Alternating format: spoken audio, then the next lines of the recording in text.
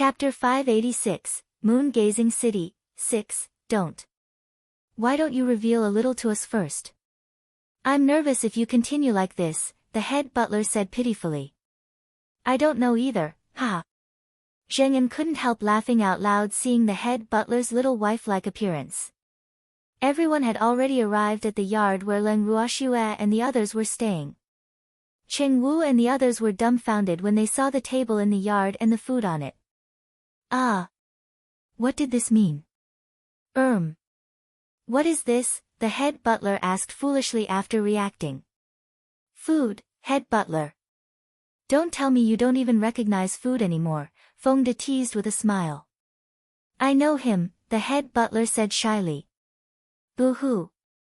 How embarrassing. Then quickly take a seat. I'll go get Miss, Feng De said not far away and left after speaking. Okay, take a seat quickly. Miss specially prepared this for you, Zheng En urged. However, no one sat down. Instead, they looked at Zheng En pitifully. What are you doing? There's no banquet that won't end. Calm down.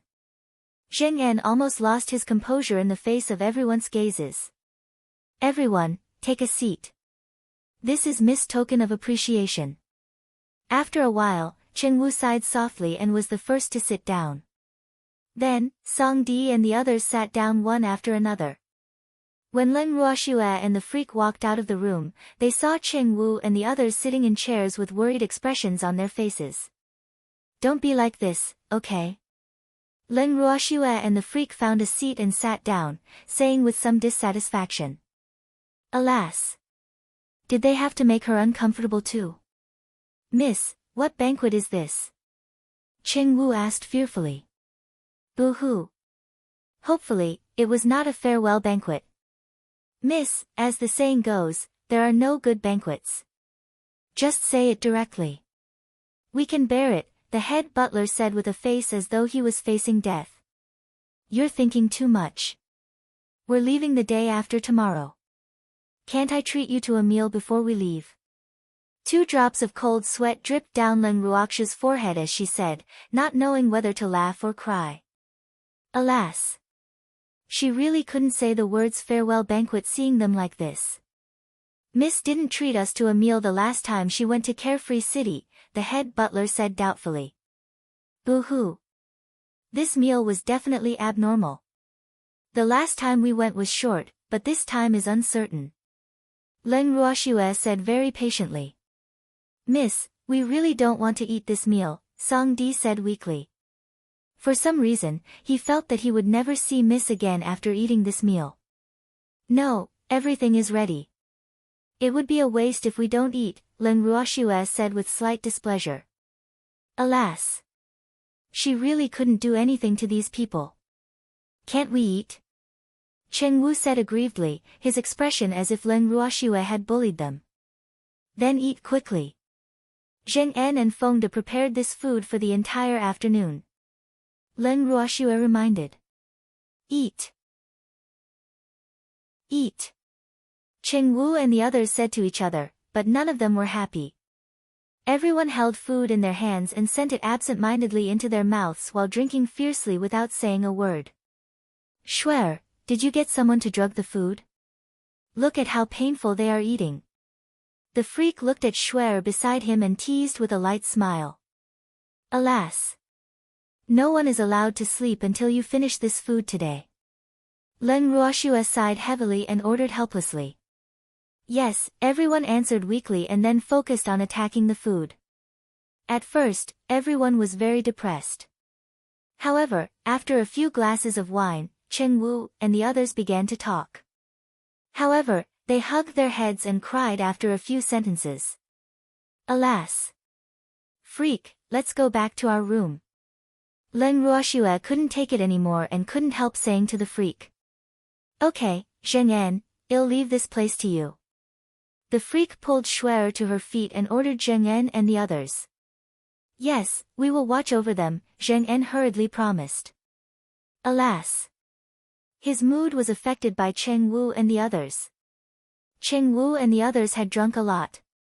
The next day, Leng Ruoxue and the others emerged from their rooms and saw them lying on the ground, sleeping soundly. They slept for a day after getting someone to send them back to their rooms. Leng Ruoxue and the others had already left by the time they woke up. 10 days later. Leng Ruoxue and the others arrived at Moon-Gazing City. Moon-Gazing City was a larger city on the boundless heaven continent. The reason why it was called Moon-Gazing City was that this city belonged to the Guanyu, one. Guanyu literally translates to moon-gazing. The Guanyu family might not be as strong as the three great super families, but it could also be considered a top family on the boundless heaven continent. Swear, this moon-gazing city is indeed a big city. It's much livelier than the few cities we've passed these few days. Leng Ruhan couldn't help but exclaim as he looked at the bustling crowd on the street. Big brother, let's find an inn first, Leng Ruoxue suggested.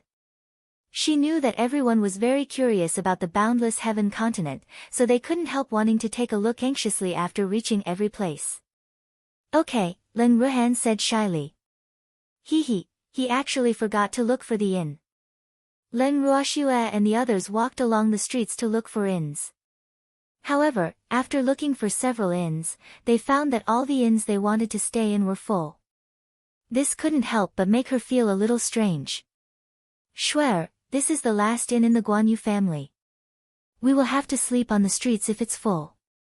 The freak looked at the 3-story high inn in front of him with a map in his hand and said to Leng Ruoxue.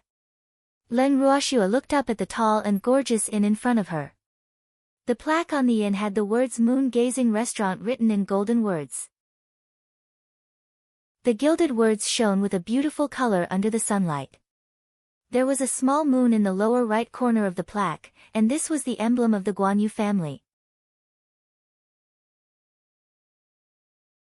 Chapter 587, The Case Caused by a Dessert, 1, Swear, looks like this is the inn owned by the Guanyu family.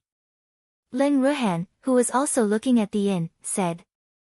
Yes, big brother, freak, empty, let's go in and see if there are any more rooms. Leng Ruoxue suggested. Then she pulled the freak into the inn first. Because it was afternoon and the meal time had passed, there were not many people in the dining hall on the first floor of the inn at this time. However, after Leng Ruoxue, the freak, Leng Ruhan, and the others walked in, they still attracted the attention and amazement of the people in the hall. Leng Ruoxue and the others walked in as if no one was around and went directly to the front desk. The shopkeeper was settling scores at the counter. After sensing that someone was blocking the sunlight in front of him, the shopkeeper looked up with slight displeasure and was about to flare up, but he was stunned when he saw the person in front of him. Miss, do you want to eat or stay? After coming back to his senses, the shopkeeper looked at the absolutely beautiful girl in front of him with a stunned face, and was indescribably shocked in his heart. Which family's young lady was this? She was so beautiful that it was difficult to describe with words. He had been the shopkeeper of the inn for many years, and he had seen many young ladies from the major families who came to stay in the inn, but none of them could be compared to the person in front of him. Stay. Leng Ruoxue said lightly, her beautiful eyes gently looking at the person in front of her. This shopkeeper looked to be around 40 years old and had a very ordinary appearance, but his small eyes were relatively shrewd. Moreover, he was also a mystic. His strength might only be an elementary mystic, but he must be formidable to be able to be the shopkeeper of such a large inn. Miss, I'm really sorry. There have been more people coming to Guanyu City recently, so the rooms in the inn are very nervous. There's only one luxurious suite in this shop now, I'm afraid it can't accommodate so many of you, the shopkeeper said with an apologetic face. It's okay. Let's get a room. Leng Ruoxue said nonchalantly. One room was enough for them. Miss, there are only 3 rooms in the suite. What about the others? The shopkeeper couldn't help asking. 3 rooms are enough. My subordinates can find any place to sleep outdoors. There's no need for shopkeepers to worry, Leng Ruoxue said speechlessly, thinking that this shopkeeper was being too nosy. All right then. Please follow me. The shopkeeper left the front desk and led Leng Ruoxue and the others up the stairs to the 3rd floor. Then he pointed at the innermost room on the third floor and said to them, "This is the room." "Thank you, shopkeeper. Please don't disturb us if there's nothing important," Len Ruoxue reminded the shopkeeper. "Okay. If you want to eat, you can come to the hall on the first floor or call me at any time. There's a voice transmission device in the room," the shopkeeper reminded. Then he bowed very politely and turned to go downstairs. After the shopkeeper left, Len Ruoxue pushed open the door of the suite and walked in directly, and the others naturally followed closely behind. Len Ruoxue's beautiful eyes sized up this luxurious suite. This was the first time they were staying in the best room since coming to the boundless heaven continent. The entire room was mainly white, looking relatively elegant and unique, giving people a very comfortable feeling. "Hee, miss, this place is not bad. It's even more luxurious than the carefree pavilion we once lived in," Zheng En said excitedly, his eyes looking around. "TCH, no matter how good this place is, it can't compare to Carefree Hall." Icy, which was pretending to be asleep in Len Ruoxue's arms, opened its ice blue eyes with displeasure and said disdainfully after hearing Zheng En's words. "Ah." Zheng En was speechless. "Why did I wake this little ancestor up? Don't bite me. Disciple, little Icy is right. The Carefree Pavilion is the top inn in the boundless heaven continent. Moreover, in the entire continent, only the Carefree Pavilion can compare to the inns owned by the three great super families," the little old man hurriedly explained. Alas! He was also afraid that his good disciple would be bitten by a dog. One had to know that this puppy would not recognize anyone when it bit him. "Zheng En, we live in an ordinary guest room at Carefree Hall, but this one is luxurious," Len Ruoxue said with a light smile. "Hee, miss, I forgot." Zheng En scratched his head shyly. "Which one of you wants to stay here?" Len Ruoxue asked as she sized up Fengde and the others. "Miss, I don't live here," Fengde was the first to say. "Humph. This place couldn't compare to Miss Space no matter how good it was. He still had to return to cultivate." "Me neither." Lin Yuan and the others expressed that no one wanted to stay in this luxurious guest room. "Big brother?" Len Ruoxue turned her gaze to Len Ruhan and asked. "Shuer, I don't live here either," Len Ruhan said. Shuer was already a mystic monarch, so he couldn't be too far behind his sister. Therefore, he had the same idea as Fengde and the others. He wanted to enter the space to cultivate. "Grandpa Du, what about you?" Len Ruoxue looked at the little old man and asked. She had already brought the little old man into the space after leaving Myriad Mountain City. The little old man's reaction when he entered the space for the first time was similar to Zheng Ensen. He looked at the precious herbs he knew or didn't know and didn't want to come out at all. "Lass, I definitely won't stay here. I want to enter the space to guard those cute herbs," the little old man said excitedly. His heart was with those herbs even though he was outside now. "Then go in." "I, the freak, and Empty will stay outside," Len Ruoxue said helplessly. Alas! Fengde and the others were now cultivating with unprecedented enthusiasm. The little old man and Zheng En were herbalists. It seemed like no one was willing to stay in this luxurious suite except the three of them. "Shuer, I don't want to either," Empty looked at Shuer aggrievedly, but Len Ruoxue interrupted him. "Then there's no one in the room. I'll stay in one room with the freak, you in one room, and Icy in another." "It's settled," Len Ruoxue said without hesitation. "Little Snowy, I want to go back to my space to sleep." Icy raised its eyes and protested. "Little Icy, you're just sleeping. It doesn't matter where you sleep." "Don't object," Len Ruoxue said domineeringly. "Little Snowy, you don't respect the rights of a beast. Boo-hoo. I'm going to sue you." Icy's blue eyes welled up with tears as it complained. Chapter 588, The Case Caused by a Dessert, 2, Where do you want to sue me at? Len Ruoxue asked, not knowing whether to laugh or cry. Icy was stunned. Yes, where could it sue? Ha, stay outside obediently. I'll let you eat the silver snow fish tomorrow. How about that? Leng Ruoxue coaxed. She believed that little Icy would definitely not be able to withstand the temptation of the silver snow fish. Okay, I want to eat one myself. Icy bargained. It almost drooled when it heard about the silver snow fish. Can you finish it? Leng Ruoxue said speechlessly.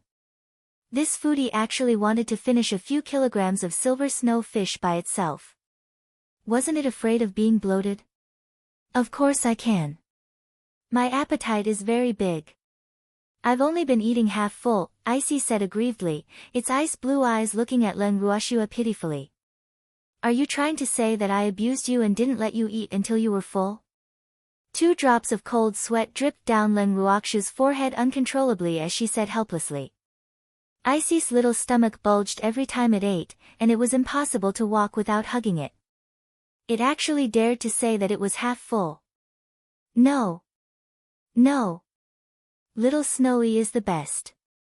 Why would it abuse me? Icy hurriedly said with a fawning face. Boo-hoo.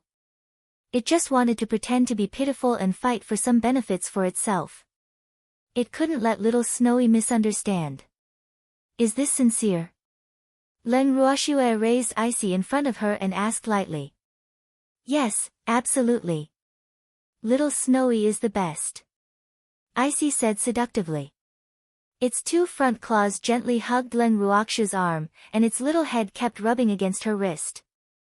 Little Icy, forget it this time. I'll spank your butt if you're so heartless next time, Leng Ruoxue threatened, her beautiful face full of displeasure.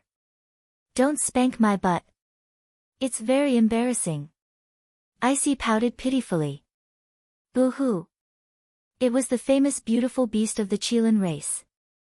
How could it face others in the future if little Snowy spanked it? I won't call as long as you're good, Leng Ruoxue said with a light smile. Little Snowy, when did I not behave? I have always been well behaved. Icy complained. I mean in the future. Leng Ruoxue said with a smile. I'll be good. Icy raised its front paw and promised. Alas. It had let down the Qilin race.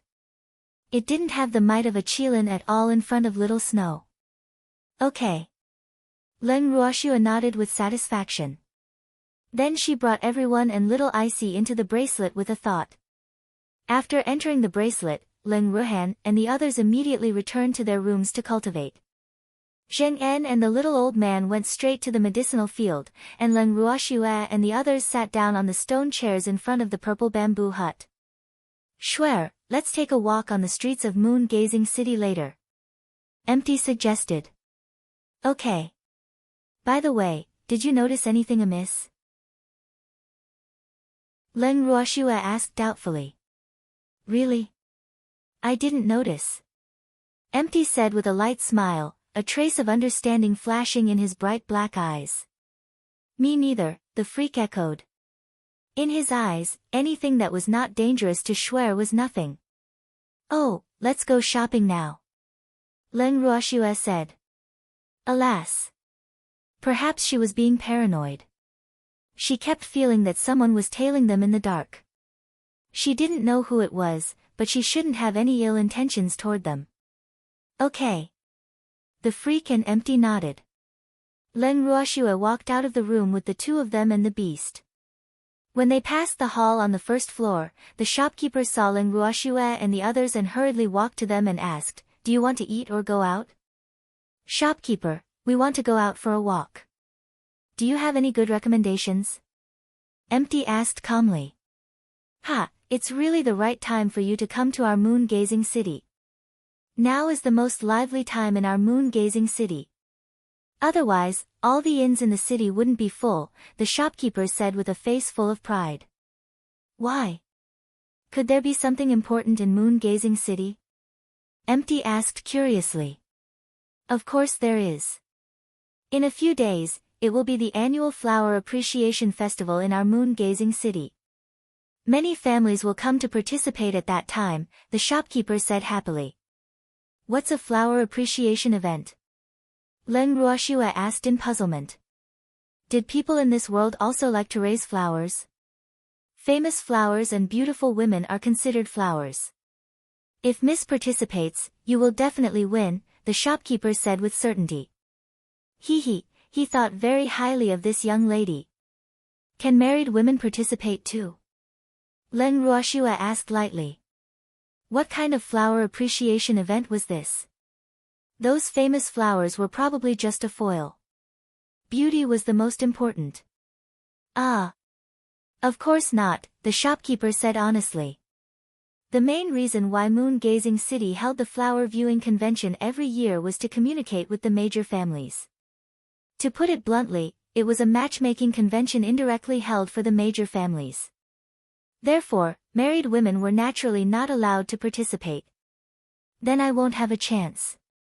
I'm already married, Leng Ruoxue said with regret. She didn't want those perverted stinky men to judge her. Ah. Miss is already married. Miss doesn't look old. The shopkeeper didn't believe Leng Ruoxue's words and couldn't help asking doubtfully. I've been married for several years. He's my husband. Leng Ruoxue pointed at the freak, the happiness on her face obvious. Oh, then congratulations, miss, the shopkeeper said with some regret. Alas. He had long seen that their relationship was very intimate, but he really didn't expect them to be married. However, speaking of which, these two were really quite compatible. The woman was drop-dead gorgeous, and the man was even more handsome than their young master. What an enviable immortal couple.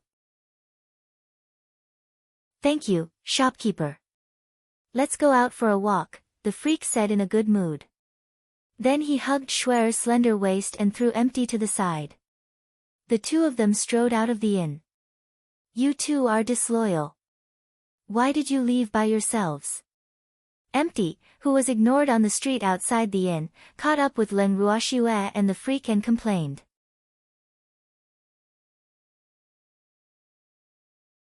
Chapter 589, A Case Caused by a Dessert, 3, You're a light bulb. Stay away, don't interfere with the sweetness between us husband and wife. The freak hugged Leng Ruoxue and looked at Weilus with disdain. Are you married? Empty rolled his eyes and asked speechlessly. Didn't you hear what Schwer said? We've been married for several years, the freak said proudly, his handsome face full of excitement. Schwer was just saying it casually to deal with that shopkeeper. Did you take it seriously? Empty reminded kindly. Schwer, were you joking? The freak pouted with great dissatisfaction, and tears flashed in his dazzling starry eyes.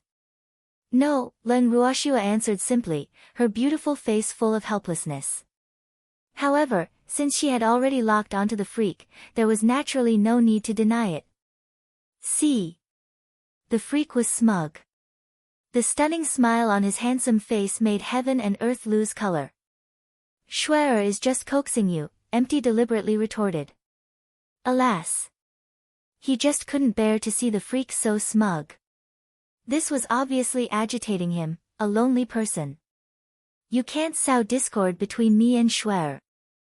The freak said very confidently. Are you two done arguing? Leng Ruoxue couldn't bear it anymore. Alas. These two men couldn't find a suitable place to bicker no matter what. Two peerless handsome men arguing on the streets would attract many people to watch. We didn't quarrel, the freak and Empty immediately said as if the two men who were fighting like chickens just now had nothing to do with them. Let's leave this place quickly. Leng Ruoxue didn't expose them and said directly. Alas. The three of them had already attracted many strange gazes now. She didn't want to be surrounded by others. Oh, then let's go quickly. Empty also felt that something was amiss and hurriedly urged. Schwer, which way should we go? The freak asked as he looked at the roads on both sides. Empty. Leng Ruoxue stared at Empty and asked. Don't look at me. I don't know either. The changes on the continent are too big now. I don't know many places anymore, Empty shrugged and said helplessly. Boo-hoo. How could this be? Then let's go to the right. Leng Ruoxue said after some thought. They had found this inn from the left when they came, and they had not turned to the right yet. Yes. The freak and Empty nodded slightly in agreement. After deciding, the three of them walked toward the right street. Little Snowy, I smell something delicious. Hurry up and eat. Icy, which was lying in Leng Ruoxue's arms, suddenly opened its ice blue eyes and said impatiently after walking for a while. You glutton. You just finished eating lunch, and you still want to eat now. Can you be a little more promising? Leng Ruoxue said speechlessly. Icy should have eaten a lot of delicious things. How could it be seduced by the food outside? She really couldn't understand. I'm hungry. Little Snowy, this smell is really fragrant. Let's pay for it. Icy pleaded pitifully. All right. Leng Ruoxue really couldn't bear to refuse seeing the pleading in Icy's blue eyes. Alas. She had always been helpless against cute beasts. Swear, the fragrance should be coming from there. Empty pointed at an inconspicuous road. Okay, let's go take a look. Leng Ruoxue said. The freak and Empty nodded, and the three of them and the beast followed the scent toward the trail. The road was not long, and there was only one shop at the end. At this moment, many people had gathered outside the shop. Almost everyone stretched their necks as if they were waiting for something. Leng Ruoxue looked up at the plaque. So this was a shop that specialized in selling snacks. The crowd outside the door were actually waiting to buy snacks. Ah. It was probably not easy to see the scene of queuing on the boundless heaven continent. Little Snowy, let's line up quickly. Icy said anxiously. Boo-hoo. This smell was really too fragrant. Little Icy, it's just a snack.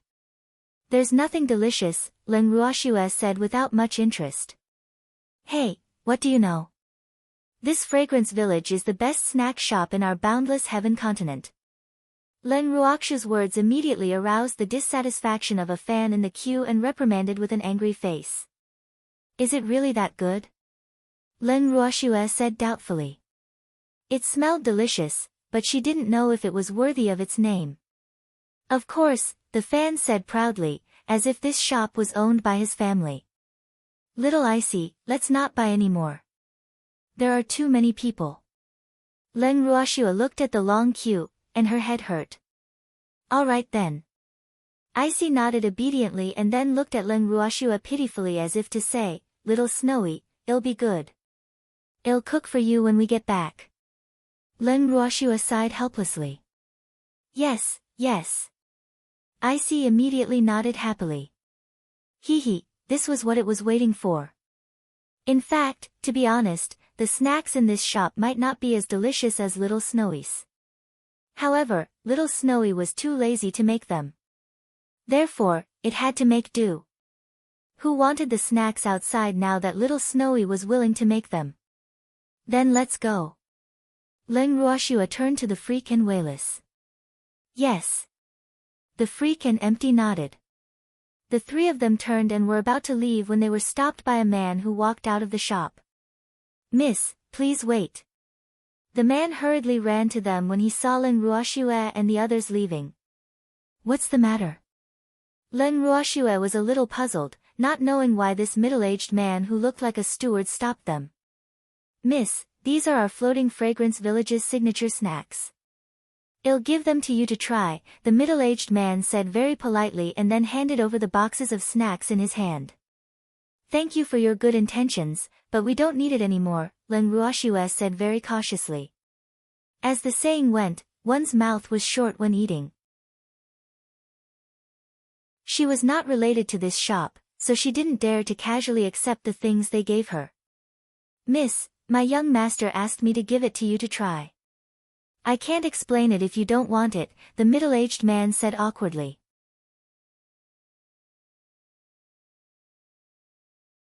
Chapter 590, The Case Caused by a Dessert, 4, That's Your Problem. I don't know your young master, Len Ruoxue said coldly after hearing what the middle-aged man said.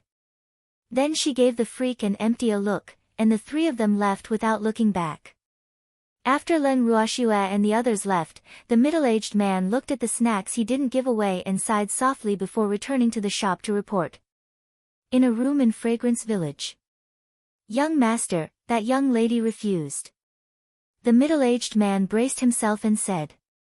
Alas! He knew the young master's temper very well.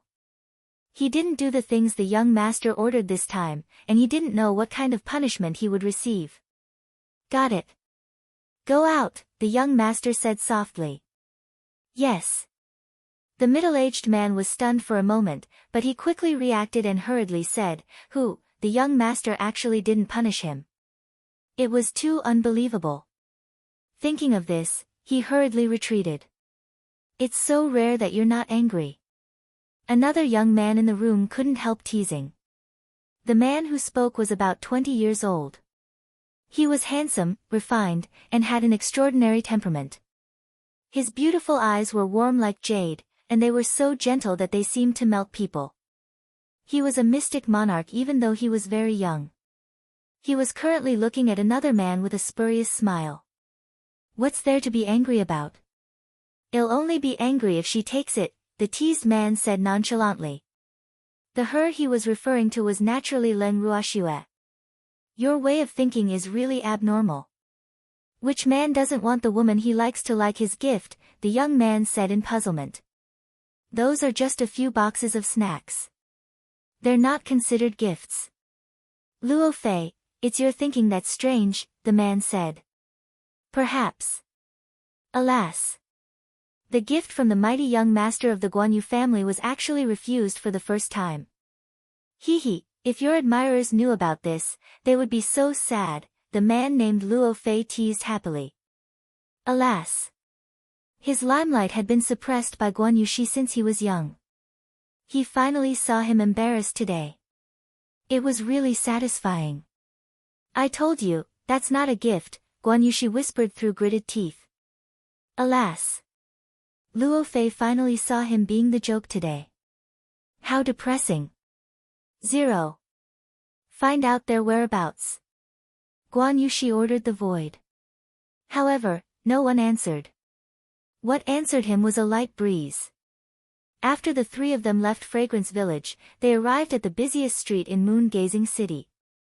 It was not evening, but the street was already crowded and crowded. As expected of the busiest place in Moon-Gazing City. How lively. Empty couldn't help exclaiming as he looked at the pedestrians walking around. Yes, Empty, let's leave this place quickly. Len Ruoxue said helplessly. There were too many people on the streets, and many people were already surrounding them and criticizing them. Wow, that woman is so beautiful. Yes, I will definitely vote for her if she participates in the flower viewing convention. Those two men are so handsome. If I can marry one of them, I can die happy. The one who said this was obviously a love-struck fool. You don't even deserve to carry his shoes. Another woman's disdainful voice immediately sounded just as the love-struck fool finished speaking. Wang Xiaohua, who are you saying isn't worthy? Am I not worthy? Why don't you take a look at your character in the mirror? The love-struck fool immediately roared like a shrew. At least I look better than you, the woman called Wang Xiaohua roared back, unwilling to be outdone. The two of them directly quarreled on the streets. Immediately, the gazes of the pedestrians on the streets turned from Len Ruoxue and the others to the two of them and watched the commotion excitedly. The discussions of the pedestrians on the street and the argument of the two women entered Len Ruoxue and the others' ears without missing anything. Their gazes collided, and then they turned back the way they came very tacitly. Schwer, let's go back to the inn quickly. The people of Moon-Gazing City are really too terrifying. Empty said with a face full of fear, especially when he thought of the woman who said that she wanted to marry him or the freak. The hair on his body stood on end from fright.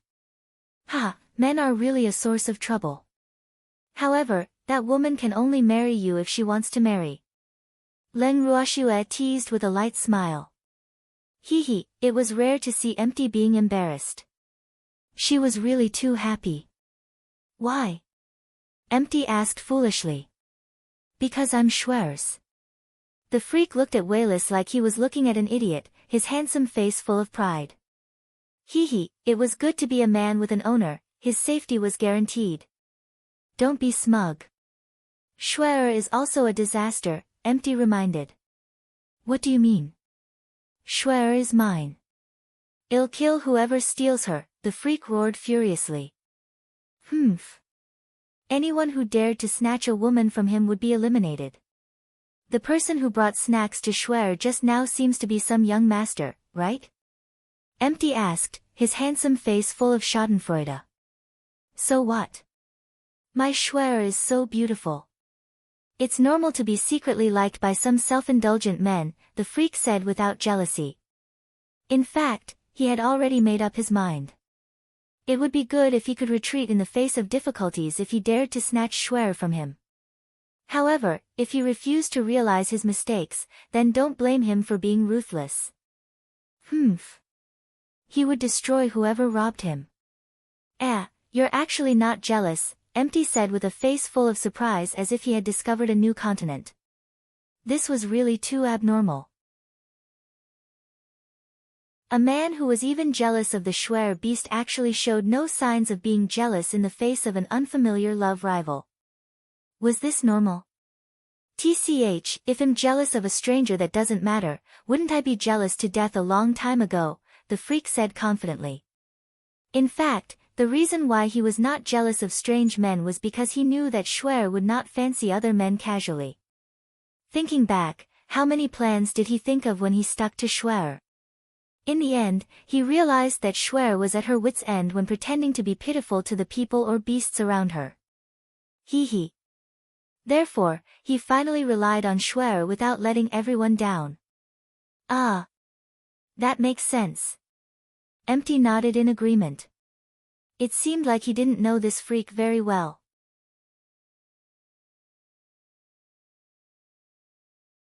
Chapter 591, The Case Caused by a Dessert, 5, Of course it makes sense.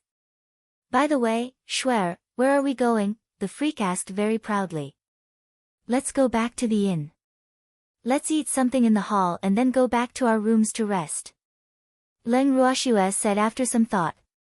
The food in the space was incomparably delicious, but she still wanted to try the local delicacies everywhere. Okay. I'm hungry. Icy nodded in agreement. You're a foodie. Leng Ruoxue was a little helpless. Why didn't Icy eat or sleep?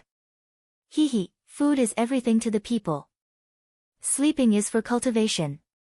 Icy said matter-of-factly, not feeling that there was anything wrong with liking to eat and sleep. Schwer, let's go quickly. Wayless really didn't dare to stay on the streets anymore. Yes, ha. Leng Ruoxue smiled and nodded. Then the three of them and the beast returned to the moon-gazing restaurant. Why are you back so soon? Moon-gazing city is very lively. The shopkeeper couldn't help asking curiously when he saw Leng Ruoxue and the others entering the inn as soon as he looked up. It's a little too lively. It's not suitable for us. We prefer to keep a low profile. 2 large drops of cold sweat dripped down Leng Ruoxue's forehead. Alas! They wouldn't have gone out if they knew that the citizens of Daoist Temple and Moon City were so crazy. The flower conference is about to be held. The mood of the citizens is at its peak now. The shopkeeper couldn't help saying understandingly when he saw the unnatural expressions of the three of them. Alas! With their appearance, they would definitely be surrounded and watched when they went out. He forgot to remind them just now. Yes, shopkeeper. We want to eat something. Come up if there's anything delicious, Leng Ruoxue said bluntly. Then the three of them and the beast found a window seat and sat down. Okay, please wait a moment, the shopkeeper said hurriedly. Then he called a waiter and ordered softly. A few minutes later, the dishes were served one by one. These are our signature dishes. Please enjoy. the shopkeeper said politely and left. Icy jumped onto the dining table impatiently as soon as the shopkeeper left. It picked up a big chicken leg and began munching on it. Leng Ruoxue took a few bites of each dish and stopped eating. The freak and empty were the same. Doesn't the food suit your tastes? The shopkeeper couldn't help asking in puzzlement when he saw Leng Ruoxue and the others casually eating a few mouthfuls of food. No, we're not too hungry, Leng Ruoxue said helplessly. Alas! It seemed that in the shopkeeper's eyes, the three of them were not satisfied with the dishes of moon-gazing restaurant other than Icy. Oh! The shopkeeper answered gloomily. Alas! It seemed like no one was hungry except for the puppy, which was starving and eating happily. At this moment, the waiter served another plate of exquisite snacks and placed them in front of Leng Ruoxue and the others. These snacks taste good. You can try them, the shopkeeper said and looked at Leng Ruoxue and the others expectantly. Okay. Leng Ruoxue braced herself and took a small piece of white dessert into her mouth under the shopkeeper's hopeful gaze. Miss, how is it? The shopkeeper couldn't help asking. Very good, Leng Ruoxue praised. The dishes from the moon-gazing restaurant might seem ordinary to her, but the snacks were really good.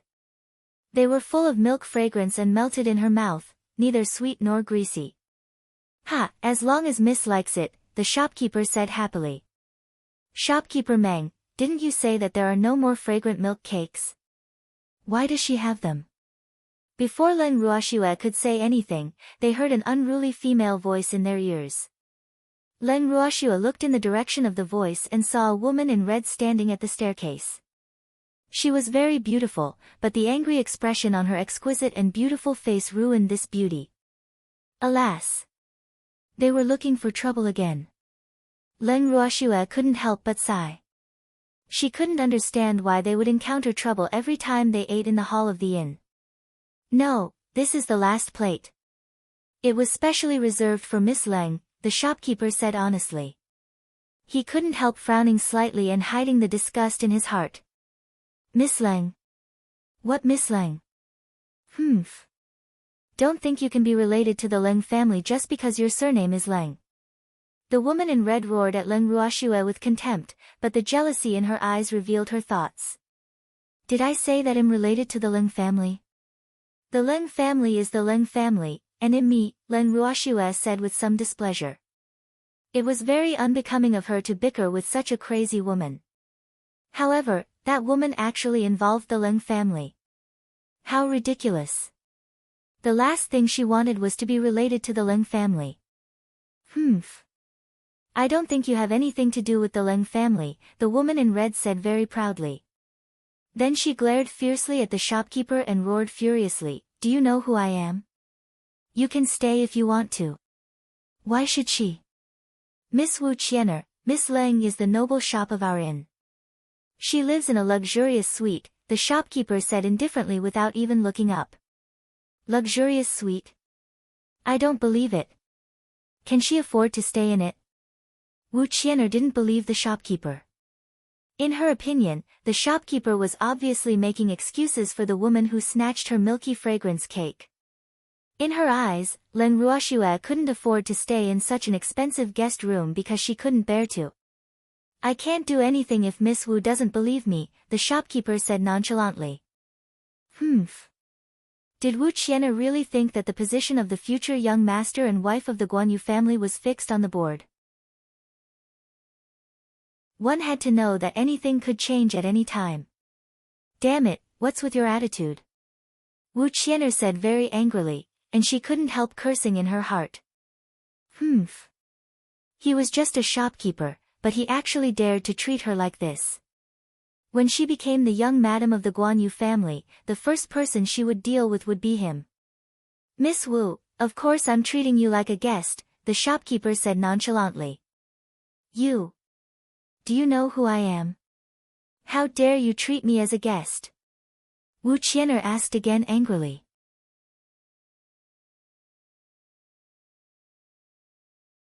Chapter 592, the case caused by a dessert. 6. Miss Wu, you are the daughter of the Wu family and a guest of the moon-gazing restaurant.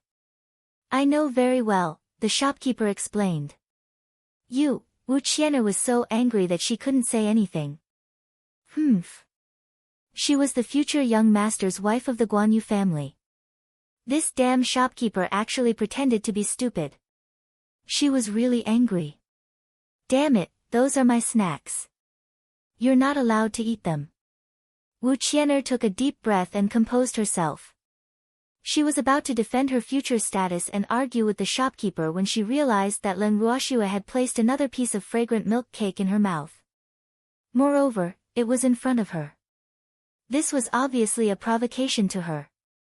Therefore, she was immediately angry. Miss Wu, are you talking to me? Leng Ruoxue looked at Wu Qian'er with a spurious smile. There was no emotion on her beautiful face. Alas! Why did this woman have to provoke her? Who else can it be but you? Those are my snacks. You're not allowed to eat them. Wu Qian'er roared in anger and embarrassment. Then she pounced at Leng Ruoxue. Get lost. The freak looked at the woman pouncing at Shuer with great disdain and kicked her away without any pity for the fairer sex. Humph. Anyone who dared to bully Shuer, regardless of gender, would be eliminated. Wu Qian'er, who was not mentally prepared at all, rolled a few rounds in the hall after being kicked by the freak. Then, she rolled out of the inn's door in front of everyone. Amazing. Empty praised. He originally wanted to attack, but this freak beat him to it. Alas! Why did this unlucky woman have to touch this wife-protecting maniac's weakness? Ah! Leng Ruoxue was stunned when she saw Wu Qian'er rolling out of the inn in an extremely disheveled manner with her face covered in dirt. Then she couldn't help muttering in her heart, is this a bloody case caused by a snack? The freak's kick wasn't light. In fact, she didn't take that woman seriously at all, but she was still very happy with the freak's protection. The shopkeeper, who was very close to them, naturally saw the freak's kick clearly. He rubbed his eyes, not believing the fact that he saw it with his own eyes. Wu Qian'er actually really rolled out of the inn. This man was really too amazing, his idol. The few people who were eating in the hall watched as the daughter of the Wu family rolled out of the inn like a ball. Their mouths were open in surprise, and their faces were full of disbelief. Ah! Everyone, she is the daughter of the Wu family. The shopkeeper wiped the cold sweat off his forehead and reminded cautiously. We know. Didn't you say it already? Leng Ruoxue said with a light smile. So what if she was the daughter of the Wu family? She wasn't even afraid of the Lan family, let alone the Wu family. The Wu family won't let the matter rest, the shopkeeper said helplessly. Alas! The Wu family had always been overbearing and domineering. If these people didn't have any backing, they would probably end up badly. In fact, he had a good impression of these people, so he didn't want them to become prisoners of the Wu family. Shopkeeper, is the Wu family you're talking about very powerful? Leng Ruoxue asked in puzzlement. She had heard the most from the 3 major super families and the several major headquarters on the boundless heaven continent. As for the Wu family and the like, they were rarely mentioned. The Wu family might not be comparable to our Guanyu family, but it can also be considered a top family on the boundless heaven continent, the shopkeeper explained speechlessly. Alas! So you don't know the Wu family's situation at all? Is this considered being unafraid of those who don't know? What's there to be afraid of if you can't even compare to the Guanyu family? Leng Ruoxue said nonchalantly. She might not have any backing, but she was not even afraid of a super alligator like the Lan family, so why would she be afraid of a mere Wu family? Miss, you should be careful anyway. The Wu family is very despicable, the shopkeeper reminded kindly. Alas! This matter had something to do with him, so he really didn't want anything to happen to these people. Yes, we will be careful, Leng Ruoxue said very respectfully. She knew that this shopkeeper was doing this for their own good. This matter was triggered by a piece of dessert, but it was also an unexpected calamity. Miss, take care. I'll take my leave first, the shopkeeper said. He turned and left after speaking. Alas! He still had to send someone upstairs to inform the Wu family about Miss Wu's condition. Who should he send? He thought about it but couldn't find a suitable person. It seemed like he had to go upstairs himself. However, before he could do anything, the Wu family had already come downstairs to look for him. Shopkeeper, have you seen my young miss? A young woman who looked like a maidservant walked to the shopkeeper, bowed, and asked softly. Didn't see her. Did Miss Wu go downstairs? The shopkeeper lied through his teeth. Ah. He hadn't thought of what to say yet. Yes. Miss said she wants to take a look downstairs, the maidservant said shyly. I'm sorry. I was busy just now and didn't notice if Miss Wu went downstairs. Why don't you ask the other waiters, the shopkeeper suggested with a very natural smile on his face. No one would suspect that he was lying through his teeth. The maidservant's gaze turned to the waiters in the hall. However, before she could ask, the waiters took the initiative to confess. We didn't see Miss Wu either. Oh, then where did Miss go? The maidservant murmured without suspicion. Then she walked out of the inn. Leng Ruoxue couldn't help looking at the shopkeeper and the waiters in amusement when she saw this scene. She thought to herself, alas! How unpopular was this Miss Wu? No one was willing to tell the truth. Little Snowy, in full. Icy lay on the table with its 4 legs facing the sky after eating. Its little stomach was bulging. Oh, it was so full, it needed someone to carry it. Let's go back to our room. Leng Ruoxue resigned herself to fate and picked up Icy, which was too full to walk, and said to the freak and Wayless.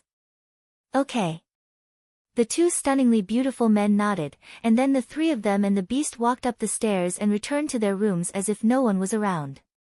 Leng Ruoxue immediately brought them into the bracelet after entering the room. Miss, you're back. Zheng En, who was guarding the medicinal field, hurriedly greeted Leng Ruoxue when he saw her. Then his eyes focused on a pink flower bud in the medicinal field. This herb was about to bloom. He didn't know the name of this herb, but he was still very expectant.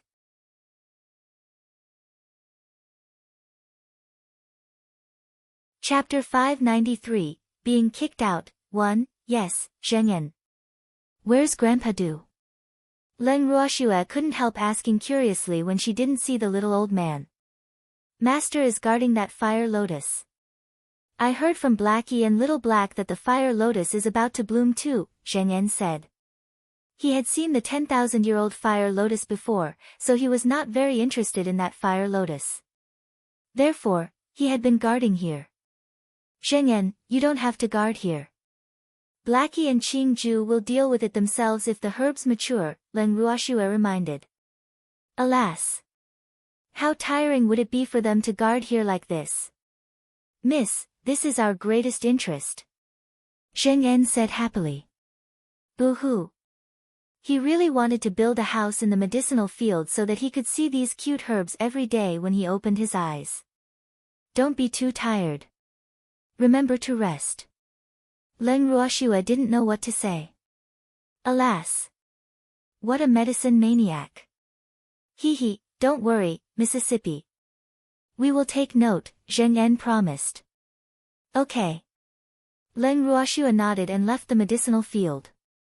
In front of the purple bamboo hut, the freak and Wu Zheng were sitting on stone chairs waiting for Shuer. Shuer, why are you back so soon? Aren't Zheng En and the little old man there? Empty asked curiously. Shuer went to see the 2 of them as soon as she returned. However, she returned so quickly. They're still here. Alas! They're alchemists, how can they not be here? Leng Ruoxue said helplessly and sat down beside the freak. Were alchemists all like that? Ah! It seemed like she was not a qualified alchemist. At least, she was not as obsessed as them when she saw those precious herbs. Schwer, I wonder how the Wu family plans to deal with us. Empty's incomparably handsome face was full of anticipation. Have you been too free recently? Do you want to exercise? Leng Ruoxue said speechlessly. Alas! Did you have to look forward to it like this? Hee, how do you know? I've indeed been a little bored recently, Empty said honestly. Little Snowy, leave the Wu family to me. I promise to destroy them all. Icy, which was in Leng Ruoxue's arms, raised its eyes slightly and interrupted. Boo-hoo. Little Snowy didn't give it a chance to attack in the recent activities. It was also depressed. Empty, little Icy, don't interfere. 2 drops of cold sweat hung on Leng Ruoxue's forehead as she warned. Little Snowy, how can you do this? Icy looked at Leng Ruoxue with displeasure. Boo-hoo. It had gained weight several times recently because it didn't have the chance to exercise. However, little Snowy actually wanted to deprive it of the chance to move its legs. It was too cruel. Schwer, you can't do this. Empty said pitifully. Boo-hoo. Schwer was really too much of a bully. Please don't be like this. The Wu family might not deal with us. You're thinking too much. Leng Ruoxue looked at their expressions and quickly comforted them. In fact, she had other plans. Who wants to deal with us? Leng Ruhan's voice sounded from behind them. The 3 of them turned their heads and saw Leng Ruhan and the others looking at them curiously. Big brother Feng, didn't you want to cultivate? Why did you come out? Leng Ruoxue asked in puzzlement. Let's take a walk and relax. Schwer, does anyone want to deal with us? Leng Ruhan asked curiously. I don't know either. Leng Ruoxue told everyone succinctly what they had encountered on the street and in the inn. Miss, what's the background of the Wu family? Feng De asked curiously. I'm not too sure. I heard from the shopkeeper that the Wu family is also considered a top family on the Boundless Heaven continent. Leng Ruoxue explained. Oh, miss, what is the flower appreciation event? Feng De continued asking curiously. To admire famous flowers and beauties, Leng Ruoxue said with some disgust. In her previous life, she was not interested in beauty pageants. She didn't expect to still encounter activities similar to beauty pageants in the other world. Isn't there a beauty ranking list on the Boundless Heaven continent too? Why is there a flower viewing convention?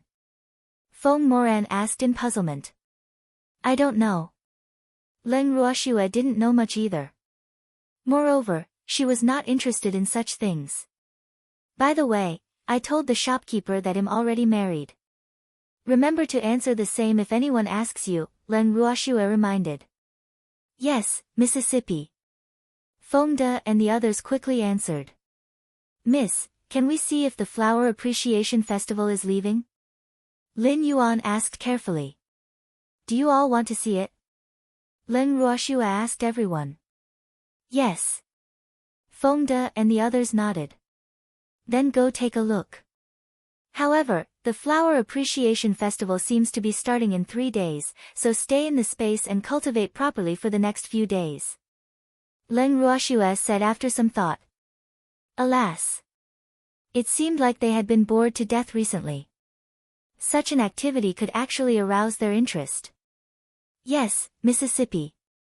We will definitely cultivate diligently and strive to advance to Great Mystic as soon as possible.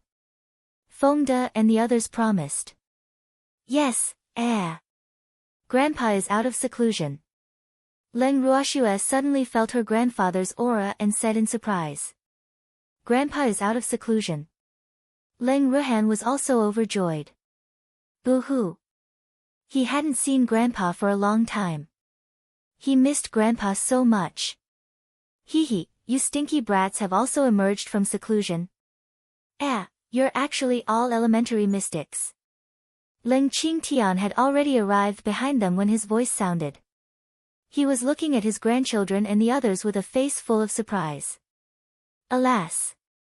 It was good to be young. Their cultivation speed was so fast. Grandpa. Leng Ruhan threw himself into Leng Qingshan's arms excitedly and hugged his grandfather tightly. Stinky brat, you are a man. How can you do this? Leng Qingtian said uncomfortably. Ah. His grandson rarely threw himself into his arms since he became sensible. He didn't expect to feel the long-awaited feeling again. It was really not easy. Boo-hoo. He was so excited that he was about to cry. Grandpa. Leng Ruhan glared at his grandfather with some dissatisfaction after being teased. Ha! Little Han is shy. Leng Qingtian said happily. Alas! It was really a great blessing in life to have grandchildren gathered and to be on their knees.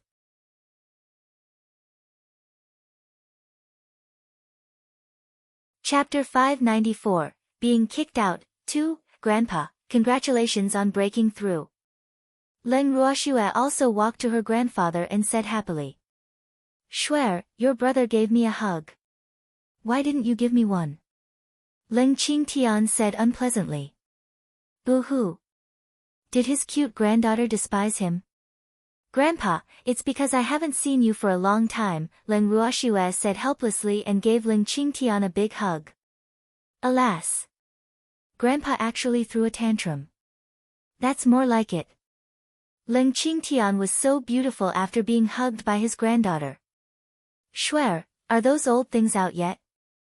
Leng Qingtian continued asking after being satisfied. They haven't come out yet. Grandpa was the first to come out, Leng Ruoxue said. Hee, they're so slow. Leng Qingtian said proudly. Grandpa, I'll bring you to a place to advance first. Leng Ruoxue said speechlessly. Alas. Grandpa was really becoming more and more like a child. He actually compared such things. Just go to the place where you advanced last time. Leng Qingtian suggested. Grandpa, we are no longer in Myriad Mountain City, Leng Ruoxue explained. Ah. Where are we then? Leng Qingshan's face was full of question marks. He hadn't been in seclusion for long, right? Why did he leave Myriad Mountain City so quickly? This is Moon-Gazing City, Leng Ruoxue said. Oh, Shuer, then bring Grandpa to a place to advance. Alas. Grandpa's cultivation level is much lower than yours now. Leng Qingtian pretended to be sad. He felt that his granddaughter's strength was even more unfathomable after coming out of seclusion this time, and her aura was even stronger. Grandpa, you will be like me after you advance, Leng Ruoxue quickly comforted. Shuer, what's your current cultivation level? Leng Qingshan's face was full of curiosity. He should ask since he couldn't tell. Mystic Monarch. What? A Mystic Monarch? How did you cultivate so quickly? Leng Qingtian was so surprised that his mouth couldn't close. This was too unbelievable. He had only been in seclusion for a while, but his granddaughter had actually become a Mystic Monarch. What kind of abnormal cultivation speed was this? It was too shocking. At this moment, he had long forgotten about obtaining the silver snow fish. Ha, Grandpa, you know how to do it too, Leng Ruoxue said mysteriously. I still have a long time, Leng Qingtian said gloomily. Boo-hoo. He originally thought that he could have the same cultivation level as his granddaughter after exiting seclusion. However, he realized that he was falling behind again after exiting seclusion. This was a huge blow to him. It won't take long. Leng Ruoxue smiled evilly. Looks like Grandpa has forgotten about the existence of the silver snow pill. I'll take it as a surprise for him later. I hope so. Leng Qingtian was a little down, but he still forced a smile. Leng Ruoxue looked at her grandfather's expression and knew that he was complaining again. However, she planned to give her grandfather a surprise, so she naturally wouldn't tell him about the existence of the silver snow pill now. Leng Shui brought the freak out of the bracelet and left the inn. She found an uninhabited corner, summoned the little peacock and got Leng Ling to cast an invisibility spell on them before sitting on the little peacock and leaving Moon-Gazing City. The little peacock flew for about an hour and found an uninhabited mountain in the northernmost part of Moon-Gazing City and descended. "Master, this should be the most desolate mountain near Moon-Gazing City," the little peacock said softly. "Yes, this will do," Leng Ruoxue said and moved her grandfather out of the bracelet. After coming out, Ling Qingtian looked at his surroundings, found an open space, and sat cross-legged. Then he let out his beasts. After a long while, the heaven-earth laws advanced as scheduled. About half an hour later, Ling Qingtian completed his advancement and officially became a great mystic. Immediately after, heaven and earth laws descended, and his beasts advanced individually. After a while, the heaven-earth laws slowly dissipated, and the advancement was temporarily over. "Grandpa, eat this." Leng Ruoxue, who had been waiting by the side, brought a silver snow pill to Ling Qingtian when she saw that her grandfather had already adjusted his breathing. "Okay." Ling Qingtian took the pill from his granddaughter and threw it directly into his mouth without thinking. Then he closed his eyes to regulate his breathing. However, he felt that something was amiss after a while because the spiritual energy in the pill was really too abundant. Moreover, he even felt the precursor to advance. "Shuer, what did you feed me?" Ling Qingtian couldn't help asking and carefully controlled the rampaging spiritual energy in his body. "Silver snow pill," Leng Ruoxue said with a light smile. "Ah! Bad girl, why didn't you tell me earlier?" Ling Qingtian roared angrily. He had already remembered the effects of the silver snow pill. Boo-hoo! He was about to advance again without any mental preparation. The heaven-earth laws descended on this desolate mountain again just as Ling Qingtian finished complaining.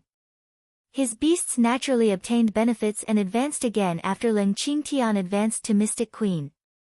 After all the heaven-earth laws dissipated, Ling Qingtian and his beasts finished adjusting their breaths and looked at each other excitedly.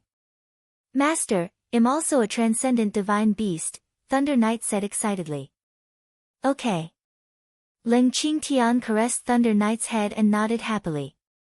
Thunder Knight had followed him for the longest time, and their relationship was the deepest. "Grandpa, congratulations on becoming a mystic monarch."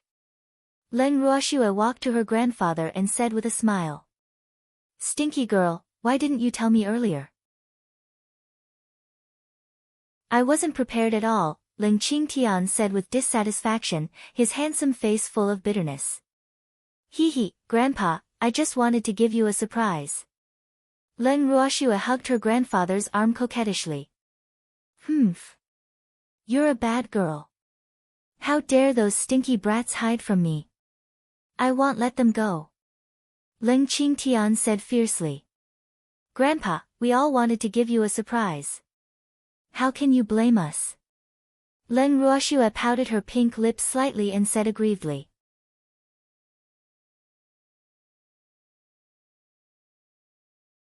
Chapter 595, Being Kicked Out, 3, This surprise is too big. You have to give me time to digest it. Ling Qingshan's tone softened. He was very happy to advance to Mystic Monarch. It was not impossible to forgive these children even though they hid it from him. "Grandpa, your cultivation level is the same as mine now," Leng Ruoxue reminded. "Yes." Ling Qingtian nodded. "Grandpa, let's go back. I asked them to prepare a silver snow fish banquet." "Hee, you haven't eaten it yet," Leng Ruoxue said ingratiatingly, hoping to divert Grandpa's attention. "Stinky girl, Grandpa can't blame you, but don't even think about running away from those stinky brats," Ling Qingtian said. He couldn't bear to hit and scold his precious granddaughter, but he didn't have so many qualms about those stinky brats. "Hee. Miss, we did it for you. You can't leave us alone." Fengde and the others hurriedly sent Leng Ruoxue a voice transmission after hearing Ling Qingshan's words in the bracelet. "Ah. Why don't you let Grandpa be humble?" Leng Ruoxue suggested. It was not that she was disloyal, but her grandfather was the one who was angry. She had to let Fengde and the others down. "Miss, we will cry if you don't save us," Lin Yuan threatened after some thought. "Then cry slowly. Grandpa might be soft-hearted," Leng Ruoxue reminded with a smile. "Boo-hoo. Miss is too evil." Fengde and the others immediately sat on the ground and wailed without caring about their image when they heard Leng Ruoxue's words. Leng Qingtian, who was sent back into the bracelet by Leng Ruoxue, saw Fengde and the other men crying miserably. They were a little unable to do it, and Fengde and the others escaped disaster because of this. Fengde and the others finally heaved a sigh of relief when they saw that Leng Qingtian no longer pursued the matter of whether they knew the truth or not. Phew, it was still the crying meat trap that worked. Miss was really smart. "Shuer, are Fengde and the others okay?" the freak couldn't help asking. His grandfather said he wanted to teach them a lesson, but he couldn't help being a little curious seeing Shuer snickering. "It's okay." Grandpa's heart softened when he saw them crying. Hee, actually, Grandpa wouldn't really teach them a lesson. He just said it happily. Leng Ruoxue said in realization. "Cry. That's a good idea." The freak nodded in agreement. Yes. Freak, let's go back. I just asked Fengde and the others to prepare the silver snow fish banquet, Leng Ruoxue said, and ordered Ling to remove the invisibility spell on them. After all, they came out of the inn openly. Okay. The freak nodded and sat on the little peacock's back with Shuer, returning to the moon-gazing restaurant. The shopkeeper welcomed them anxiously as soon as they returned to the moon-gazing restaurant. "Miss Leng, you're finally back." "Alas." The shopkeeper sighed and looked at Leng Ruoxue awkwardly. "Shopkeeper, what's the matter?" Leng Ruoxue asked in puzzlement. Looking at the shopkeeper, could it be that there was something difficult to say?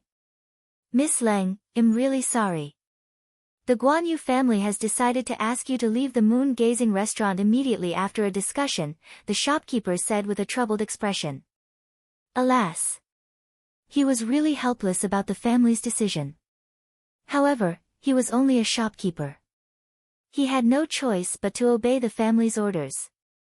Moreover, he might be transferred out of this place soon. Leave the moon-gazing house. "Shopkeeper, you have to give an explanation for kicking the guests out, right?" Leng Ruoxue said coldly, the cold light in her beautiful eyes flashing for a moment. The moon-gazing family? Good, very good. They had to pay the price since they dared to provoke her. "Miss Leng, I'm very sorry. This is the family's decision." "I'm helpless too," the shopkeeper said gloomily. Alas. He really didn't know what agreement the Wu family and the family had reached. The elders in the family were actually willing to stand up for the Wu family. "Shopkeeper, I know this has nothing to do with you. I just want an explanation. We lived here and didn't owe the inn a single cent. What right do you have to chase us out?" Leng Ruoxue said with a somewhat unfriendly tone. Last time, Lan Ning'e rejected them outside Blue Cloud City. She didn't expect them to be chased out of the inn by the Guan Yu family again this time. Why were they so unlucky? Trouble would always find them.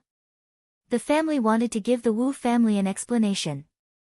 Wu Qian'er was seriously injured, so the family had no choice but to make this decision. The shopkeeper said after some thought. Alas. He didn't want to become enemies with Leng Ruoxue and the others because of this matter, so he pushed the blame onto the Wu family. "Shopkeeper, do you think him a 3-year-old child? The Wu family's strength is far inferior to the Guan Yu family's. You said it yourself. I didn't expect the Guan Yu family to actually have to give an explanation to the Wu family. It's really too unbelievable." Leng Ruoxue's beautiful face was full of mockery. It was most likely that the Guan Yu family had some shameful deal with the Wu family. Otherwise, it wouldn't be like this. The Wu family and the Guanyu family are old friends, so we have to give them an explanation, the shopkeeper said awkwardly. What about my explanation? This originally had nothing to do with the Guanyu family, but the Guanyu family insisted on getting involved. Go back and tell your patriarch not to regret it. Leng Ruoxua dragged the freak directly upstairs after leaving some warning words. After returning to her room, Leng Ruoxua moved her brother and the others out of the bracelet. Shuer, what should we do now? Leng Ruhan asked worriedly. Alas! He was really afraid that Shuer would be angry because of such a small matter. The Wu family and the Guanyue family were really too despicable. They actually dared to bully his precious sister. What can we do? We left the inn, of course, Leng Ruoxua said with a light smile, her beautiful face unreadable. Miss, are we leaving just like that? Aren't we too cowardly? Feng De said in disbelief. Ah! When did Miss become so easygoing? We've already been kicked out. If we don't leave now, we might be chased out later, Leng Ruoxua said helplessly. In that case, let's leave quickly. Otherwise, it will be too embarrassing if we are really chased out, Empty said with a light smile, his incomparably handsome face without any worry.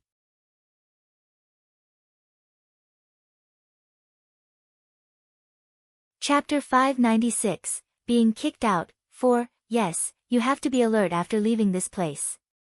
I'm afraid the Wu family will deal with you, Leng Ruoxua reminded. It would probably not be easy for the Wu family to deal with her and the freak because their strengths could not be measured by levels now. However, Feng De and the others were a little weak. They would not have the strength to fight against true powerhouses even if they had dragons as helpers, so the Wu family might very well target them. Miss, don't worry. We know our limits, Feng De said hurriedly.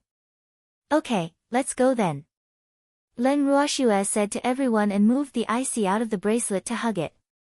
When Leng Ruoxua and the others walked to the hall on the first floor, the shopkeeper walked to them with an apologetic face. His lips moved as if he wanted to say something. However, Leng Ruoxua and the others didn't give him any chance to walk past him and out of the inn. At the entrance of the moon-gazing restaurant, Leng Ruoxua gently caressed Icy's soft fur and said lightly, Icy, are you having a cold again? Hee hee, little Snowy, how did you know? Icy opened its ice blue beautiful eyes and pretended to be surprised. Moreover, it sneezed several times in order to match Leng Ruoxua's words to prove that it really had a cold. Bullying little Snowy was bullying it. Such a person definitely couldn't be let go. Poor little Icy. Leng Ruoxua caressed Icy's head, her beautiful face full of heartache. Little Icy, you're so pitiful. How did you catch a cold? Leng Ruhan, who didn't understand, said sympathetically. Feng De and the others also showed their concern at the right time and surrounded Icy to show their concern because they were still unclear about the power of little Icy's sneeze, nor were they aware that little Icy had a selective cold. Zheng Yan, who knew the truth, was at a loss for words. He was full of sympathy for the Guanyu family. Alas! Poor Guanyu family. Why did you have to help the Wu family bully Miss out of all the people you could provoke? Great, you've caused trouble for yourself now. Alas!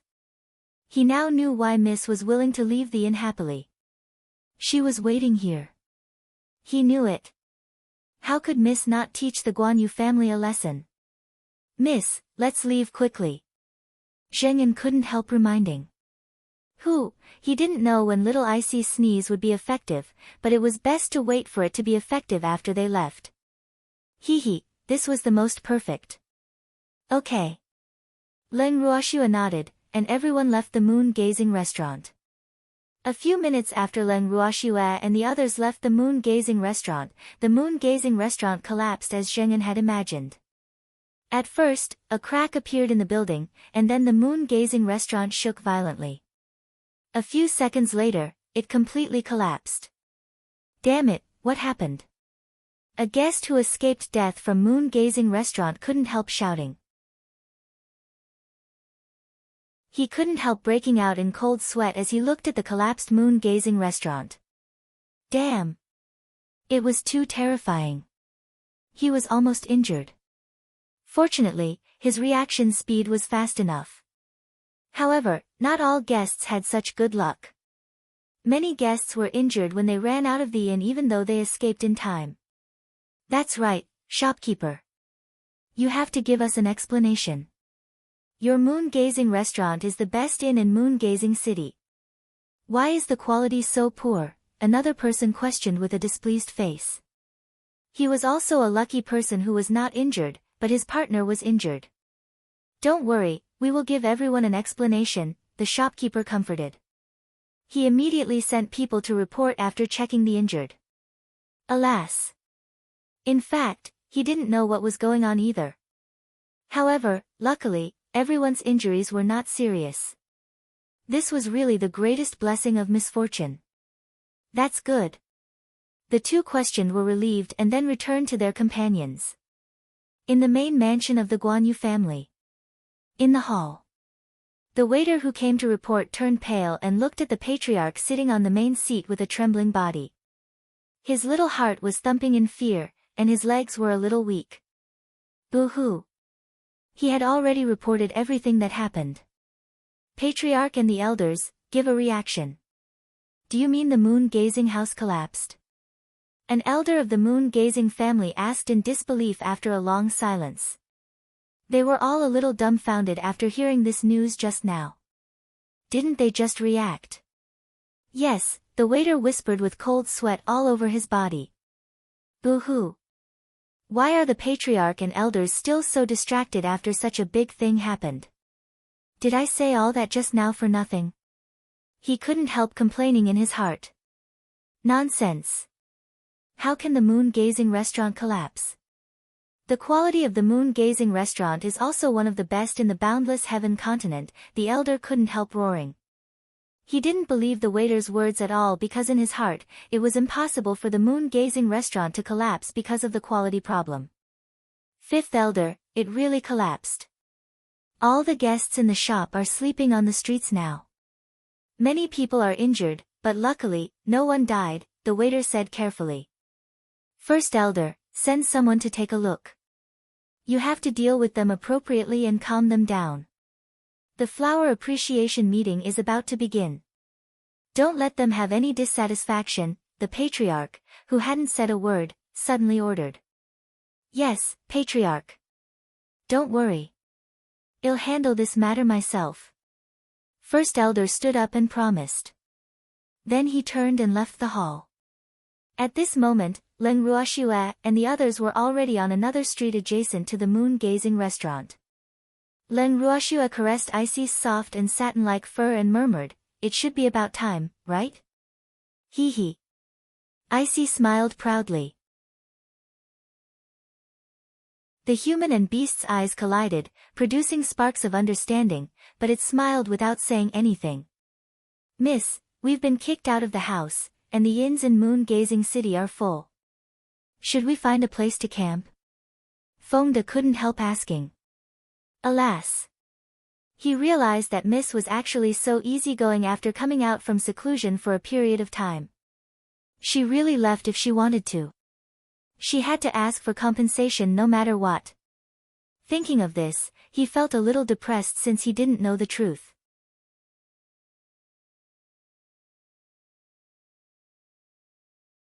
Chapter 597, Collapse, Staying in the Alchemist Association, 1, Why Camping?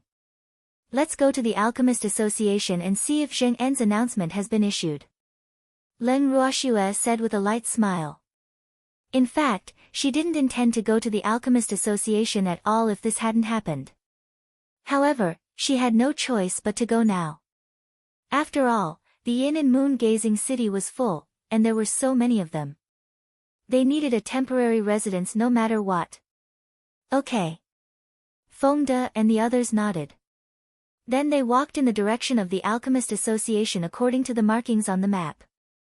After walking another 2 streets, Leng Ruoxue and the others arrived at the entrance of the Alchemist Association. The Alchemist Association of Moon-Gazing City might not be comparable to the headquarters of Carefree City, but just by looking at its tall and imposing appearance, it shouldn't be much worse inside. After all, alchemists were very rich. Go in, Leng Ruoxue said to everyone. Then she was the first to push open the door of the Alchemist Association and enter, the others following closely behind her. Hello, everyone. Do you need to buy pills or do you want to participate in the test? The staff on the first floor of the Alchemist Association hurriedly walked forward and asked after seeing Leng Ruoxue and the others. We want to see the president. Leng Ruoxue took out a token and showed it to the staff. Please wait a moment. The staff couldn't help widening his eyes in disbelief after seeing the token Leng Ruoxue took out. He hurriedly said without delay and turned to go upstairs to inform the president. Miss, what brand is this? It's so useful. Feng De looked at the token in Leng Ruoxue's hand and couldn't help asking with shining eyes. I don't know, Leng Ruoxue said calmly. Well, she really didn't know. Renli gave this token to her, saying that it might be useful in the future. She thought about it and found it reasonable, so she kept it. That badge is the identification of the president of the headquarters, the little old man said faintly. Renli might not be the president of the headquarters anymore, but he had given the badge representing the president's identity to the girl. Well, he had good taste. Moreover, the Alchemist Association had always recognized cards but not people. He. What? Leng Ruoxue was stunned, and then anger surged in her heart. Damn Renli, how dare he plot against her? Lass. At this point, you should resign yourself to fate, the little old man said happily. Accept your fate. How is that possible? Isn't Renli causing trouble for me? Leng Ruoxue said angrily. Ah. What do you mean? The little old man asked in puzzlement.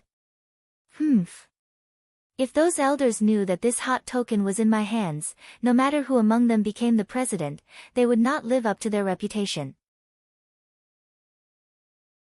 Wouldn't they come and find trouble with me?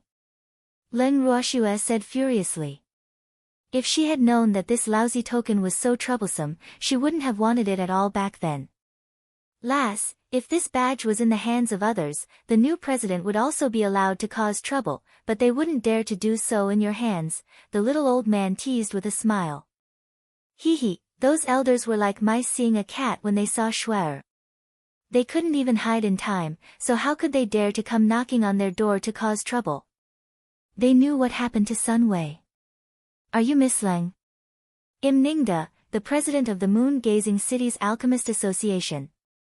A short, fat middle-aged man strode down the stairs while the two were chatting.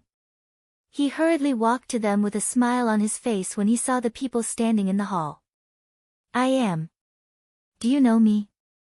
Leng Ruoxue asked curiously. Ah. She was sure that she had never seen this president, but how did he know her?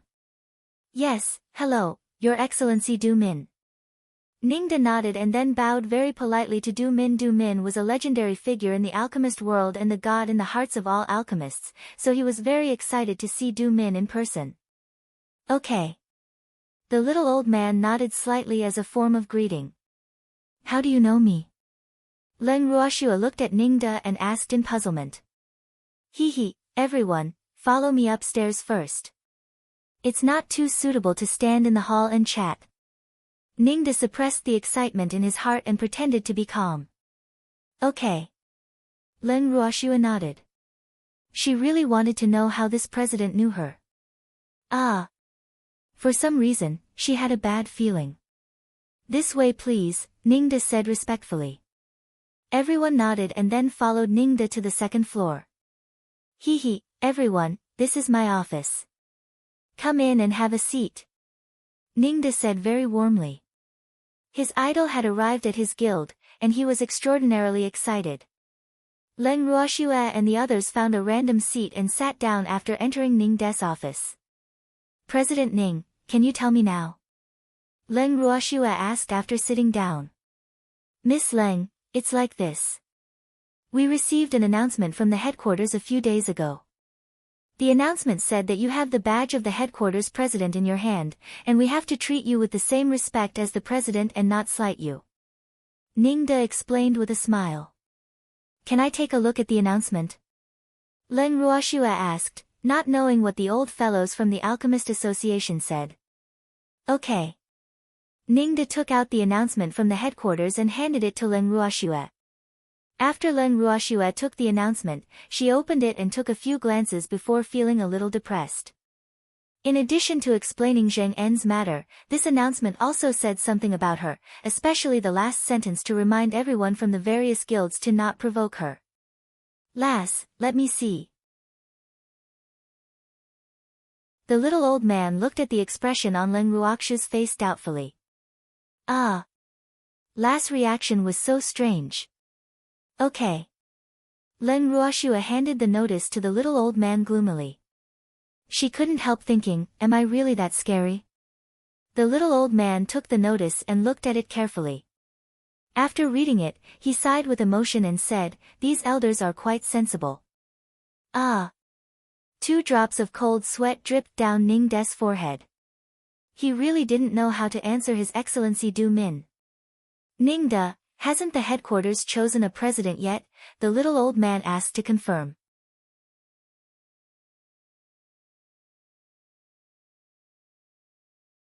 Chapter 598, Collapse, Staying in the Alchemist Association, 2, No.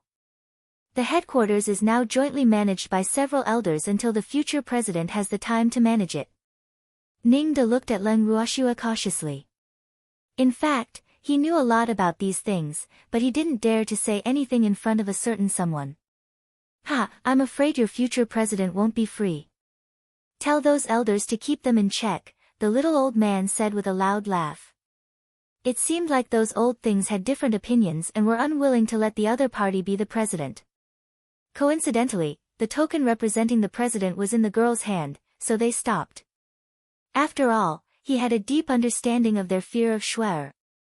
Ningde was a little speechless. How could he not agree? President Ning, we were chased out of the moon-gazing house. Arrange a place for us to stay. Leng Ruoxue was so depressed that she didn't want to talk about this matter anymore. She directly changed the topic and said to Ningde. Ningde was stunned. Did he hear it right? The Guan Yu family had always respected alchemists. How could they chase them out? Could it be that their brains were damaged? One had to know that just His Excellency Du Min alone could not be hired with money. Moreover, there was also their Alchemist Association's future president. Are you surprised? Leng Ruoxue looked at Ningde's expression and asked teasingly. It's a little unbelievable, Ningde said honestly. It seemed like the Guan Yu family's head was indeed damaged. Didn't they know that they could offend anyone but alchemists? President Ning, help us arrange a place to stay first. As for what happened, let my subordinates tell you. Leng Ruoxue said with a naughty smile. This was also a test for Ningde. Okay, please wait a moment, Ningde said quickly and stood up to leave the room. Ningde returned a moment later. Miss Leng, Your Excellency Du Min, the rooms have been arranged. Please follow me. Ningde led the way and led Leng Ruoxue and the others to a yard in the backyard. Miss Leng, this is the place. Ningde said after bringing Leng Ruoxue and the others into the yard. President Ning, thank you. I'm very satisfied with the house, Leng Ruoxue said very politely as she looked at the spacious and clean yard. The yard was not big, but the environment was not bad. There were flowers, grass, and green trees. It was small but complete. Miss Leng, there are only 5 rooms here, and they can't accommodate so many of you, so I arranged for the others to stay in another yard, President Ning explained. There's no need. They can squeeze in, Leng Ruoxue said lightly. Our guild has a lot of empty rooms, so, Ningde wanted to say that there was no need to squeeze, but he was interrupted by Leng Ruoxue before he could say anything. President Ning, we offended the Wu family. If they are too far away from me, I'm afraid the Wu family will find them, so it's safer to squeeze in, Leng Ruoxue explained. Oh. Ningde nodded, but he couldn't help muttering in his heart why it was related to the Wu family again. Fengde, tell President Ning what happened so that he won't worry. I'll rest first, Leng Ruoxue ordered. Then she pulled the freak into a random room. Ah! Miss Leng. Ningde couldn't help shouting. Why were they going to rest now? It wasn't dark yet. President Ning, come, sit down and listen to me tell you slowly. Feng Dala brought Ningde to a stone bench and sat down. Then he began to embellish the treatment they received after coming to Moon-Gazing City. About an hour later, Fengde finally finished speaking. After hearing Feng Da's words, Ningde slammed his hand on the table and stood up angrily, shouting indignantly, "Humph! The Wu family is too much. The Guanyu family is too unprincipled. How can they collude with the Wu family? President Ning, you really have a sense of justice. If everyone in the Boundless Heaven continent could be like you, then there wouldn't be any cases of wrongdoing. In fact, Miss Wu's serious injuries have nothing to do with us at all. Our Commander Yi only kicked her. How much can she be injured by a kick? Don't you think so?" Fengde first patted Ningde's flattery and then asked. "Yes, that's right. Humph. Previously, the Wu family came to purchase pills. Fortunately, the association didn't have them, and it required time to concoct them. Moreover, they lacked a very precious main ingredient. Otherwise, wouldn't the Wu family benefit?" Ningde said angrily, but then he sighed in relief. Luckily, there was no such pill. Otherwise, if he saved Miss Leng's enemy, wouldn't he be going against Miss Leng? Thinking of this, he couldn't help but break out in cold sweat. Ah! He had heard of Leng Ruoxue's vengeful nature. Otherwise, the high and mighty elders of the headquarters would not be so careful. They would also not order them to serve her carefully. Yes, President Ning, you are a righteous person. You can't help a tyrant. Fengde reminded very kindly. Who asked the Wu family and the Guanyu family to gang up and bully them? Miss Wu would have to suffer for a few more days without healing pills. Yes, everyone, don't worry. I know what to do. Ningde looked at everyone in the yard and promised. He stood up and left after speaking. Captain, you're so naughty. Lin Yuan said with a light smile. How am I bad? Fengde glared and said fiercely. Boo-hoo. Who was he doing this for? He actually said he was bad. He was really asking for a beating. Stop arguing. Hurry up and set up the tent. Do you want to sleep outside at night? Zheng En reminded them. His tent was already set up. He might not sleep inside at night, but he had to pretend. Okay, Fengde and the others answered and hurriedly started fighting. There was strength in numbers. After more than 10 minutes, the yard was full of tents, leaving only a small road for people to walk from the room to the door. In the room, Leng Ruoxue and the freak sat in the chairs. After hearing what Fengde said to Ningde just now, and seeing them neatly set up the tent, they couldn't help nodding with satisfaction.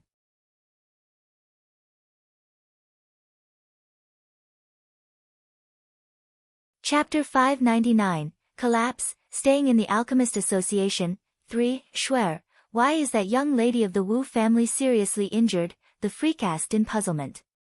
He knew very well how much strength his kick had. Wu Qian'er would definitely be injured, but it shouldn't be so serious. I don't know. Could it be that that woman has other enemies? Leng Ruoxue guessed. Yes, it's possible. Humph. If I knew who framed me and made me take the blame for him, I definitely wouldn't let him go, the freak said through gritted teeth. He didn't care about Wu Qian'er's life or death, but he was a little regretful now.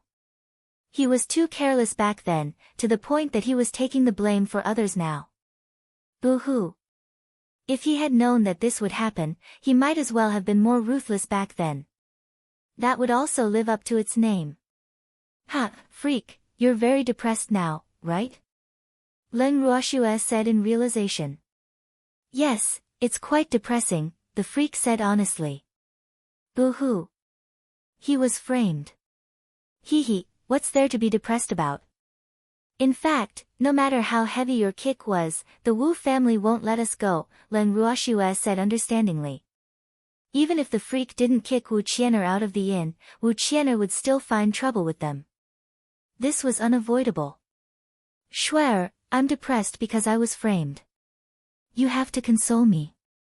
The freak's bright black eyes looked at Leng Ruoxue longingly, his starry eyes full of anticipation. Okay. Call them in. Let's go eat the silver snow fish dinner, Leng Ruoxue said with a light smile. Ah. That's it. The freak looked at Leng Ruoxue with great dissatisfaction. What else? Leng Ruoxue looked at the freak innocently. At least a kiss. The freak pouted, his handsome face full of anticipation. Don't play the limiting role in front of me. I'm a pure and innocent child. At this moment, Icy, which had been lying in Leng Ruoxue's arms, opened its ice-blue beautiful eyes helplessly, reminding them of its existence. Boo-hoo. Don't ignore it. Sleep with you.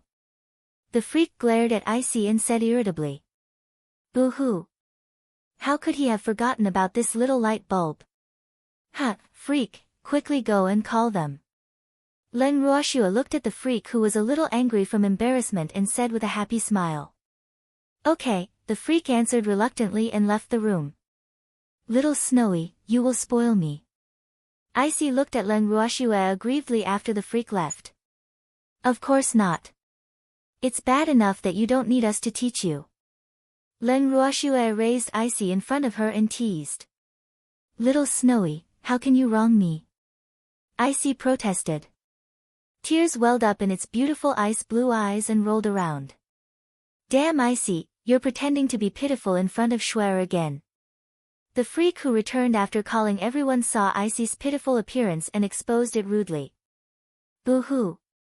Why did everyone or beasts around Shuer learn this move now? How am I? Icy glared at the freak and roared with displeasure. Alright, stop arguing. Let's go eat the silver snow fish. Leng Ruoxue sighed helplessly.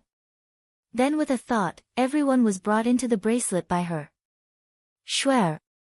Leng Qingtian, who had been circling around uneasily in the space, hurriedly came forward when he saw his precious granddaughter. Grandpa, we're in the Alchemist Association. Leng Ruoxue hurriedly explained when she saw her grandfather. I know. Shuer, what happened? Leng Qingtian asked in puzzlement. He had just come out of seclusion. He knew that his granddaughter and the others had been chased out of the inn, but he was not very clear about the origin of the matter. Grandpa, don't worry. The Wu family isn't our match. Leng Ruoxue calmly told her grandfather what happened. I see. Leng Qingtian didn't know whether to laugh or cry after hearing what his granddaughter said. Alas. He didn't expect the cause of the matter to be a snack. This was too unbelievable. Grandpa, let's go and eat the silver snow fish. Leng Ruoxue held her grandfather's arm coquettishly. To her, all this was nothing. Moreover, she would let the Guanyu family and the Wu family know that provoking her would result in consequences. Okay. Leng Qingtian nodded. He was never worried about his granddaughter's strength. Instead, he felt some pity for the two families who provoked his precious granddaughter. Alas. Tell me, why did you have to provoke his granddaughter? Leng Ruoxue and the others were in an incomparably good mood as they ate the delicious silver snow fish in the space. However, some people in Moon-Gazing City were not as happy as them. In the main mansion of the Guanyu family, the Wu family was temporarily staying in the guest room of Fallen Plum Garden. Patriarch, Miss fainted from the pain again. In Wu Qian'er's room, the maidservant said worriedly to a fierce-looking middle-aged man. Guards, the middle-aged man roared as his two subordinates, who had been waiting outside the door, pushed the door open and walked in. Patriarch, what instructions do you have? The two subordinates asked respectfully. Is second butler back yet? The Wu family's patriarch, who had a fierce look on his face, asked furiously. He had sent second butler to buy snake tung flour, but he hadn't returned for several hours. It was really infuriating. Reporting to patriarch, second butler hasn't returned yet. However, I heard that there are no soaring snakes in all the shops in Moon-Gazing City, so I guess second butler went to the neighboring town to purchase them, a subordinate said. Oh, inform me immediately when the second butler returns. By the way, did anything happen in the inn? The Wu family's patriarch asked again. Qian'er was his most outstanding daughter, but now, his precious daughter was lying on the bed like a cripple. How could he take this lying down? He would definitely not let those people go. As far as I know, shopkeeper Meng has already chased them out of the inn, another subordinate said. He had just learned this news, but he didn't know if he should tell the patriarch about the collapse of the moon-gazing restaurant. Okay, get someone to keep an eye on them. Oh right, send this to the sixth elder and tell him that I'm very satisfied with his performance. The Wu family's patriarch took out a silver card from his ring and handed it to one of his subordinates.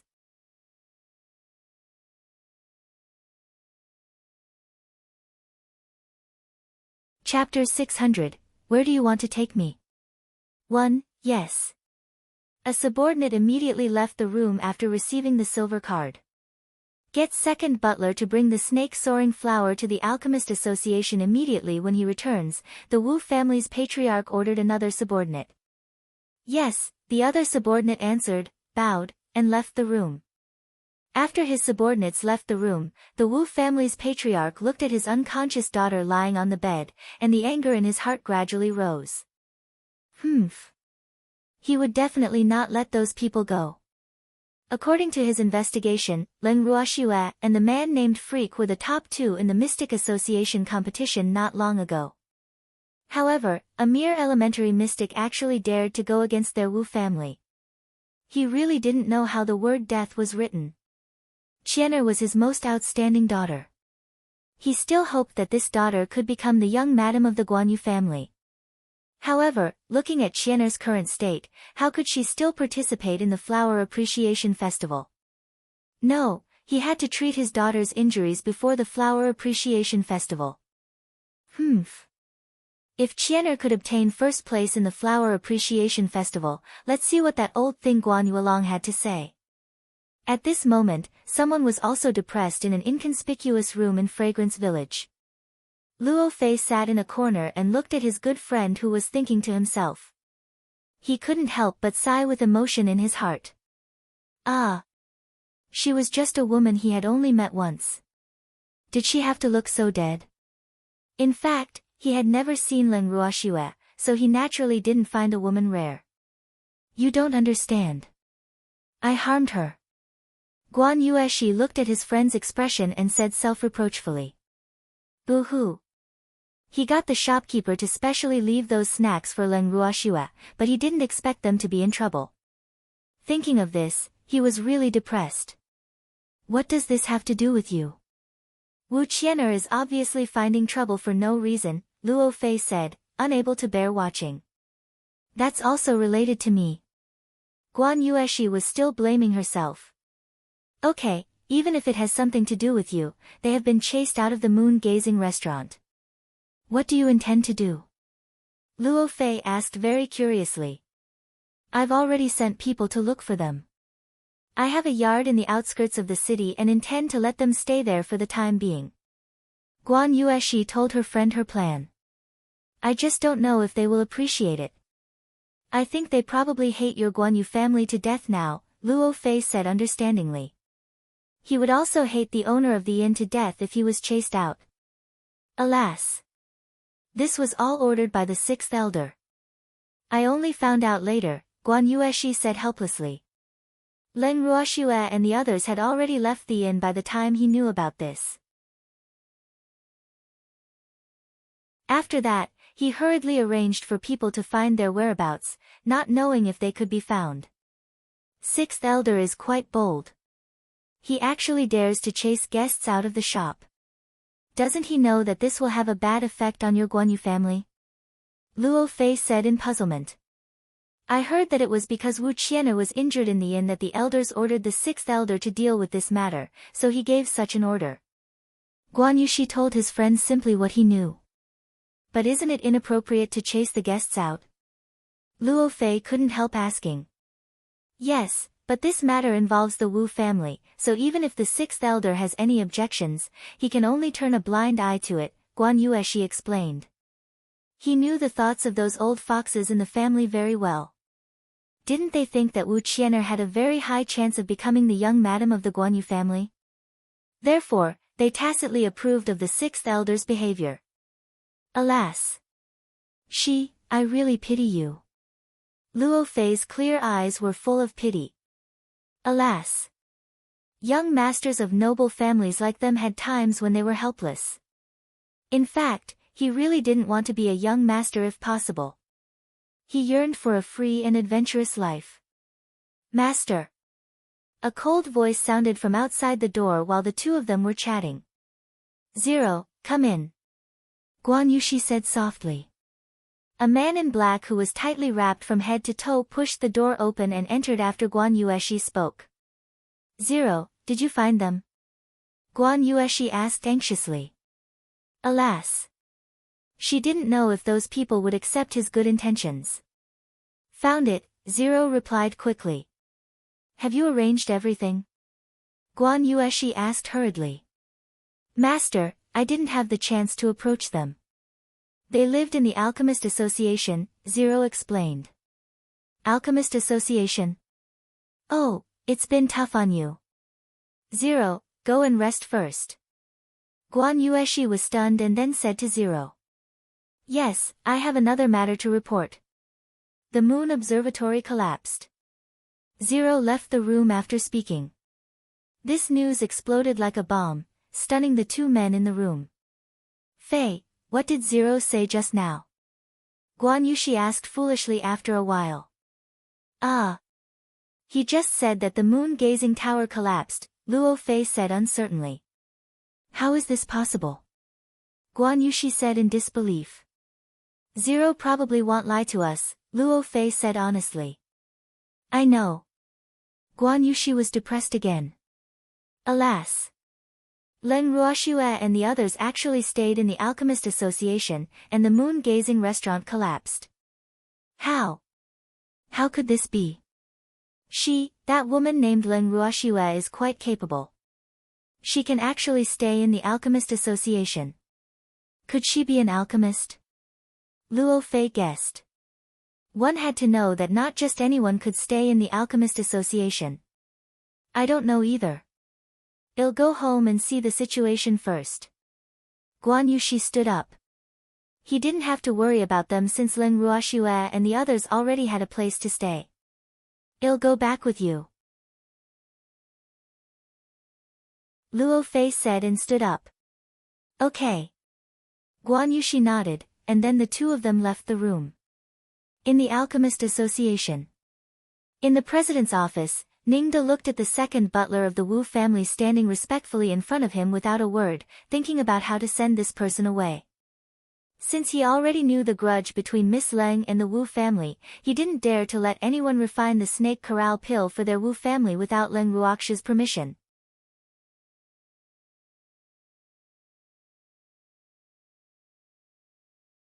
Chapter 601, Where do you want to take me? 2. Second butler, to be honest, the alchemists who can refine the snake corral pill are not here now, so I'm afraid you've come for nothing. Ningde smiled amiably, his shrewd eyes full of apology. President Ning, how can this be? Weren't the masters from a few hours ago still around? The second butler thought that he had heard it wrong and said in disbelief. The snake corral pill might only be an earth-grade pill, but the difficulty of refining it was not inferior to a heaven-grade pill at all. Therefore, only alchemists above the alchemist grandmaster level had the chance to successfully refine it.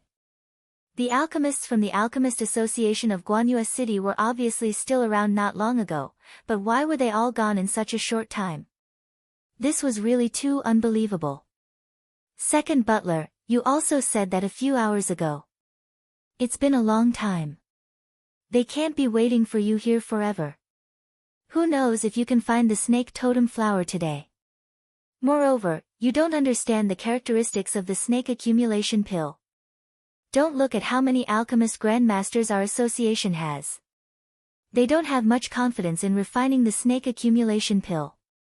If you want the success rate to be high, it's best if you can find an alchemist supremacy so that you don't waste the snake accumulation flower you worked so hard to find. Ningda reminded very understandingly. President Ning, where did those grandmasters go? The second butler asked stubbornly. Didn't he know that the success rate of finding an alchemy supremacy to refine would be higher? However, alchemy supremacies were not cabbages that could be found easily. Moreover, even if he found them, the alchemy supremacy might not refine an earth-grade pill for you. At that time, he would probably have to find an alchemy grandmaster to refine it. More importantly, their young miss couldn't wait. They went to the headquarters, Ningda said after some thought. He didn't believe that the Wu family would dare to go to the headquarters to find someone. Moreover, the headquarters was far away. Wu Qian'er would probably be in pain by the time they found someone and returned. The headquarters?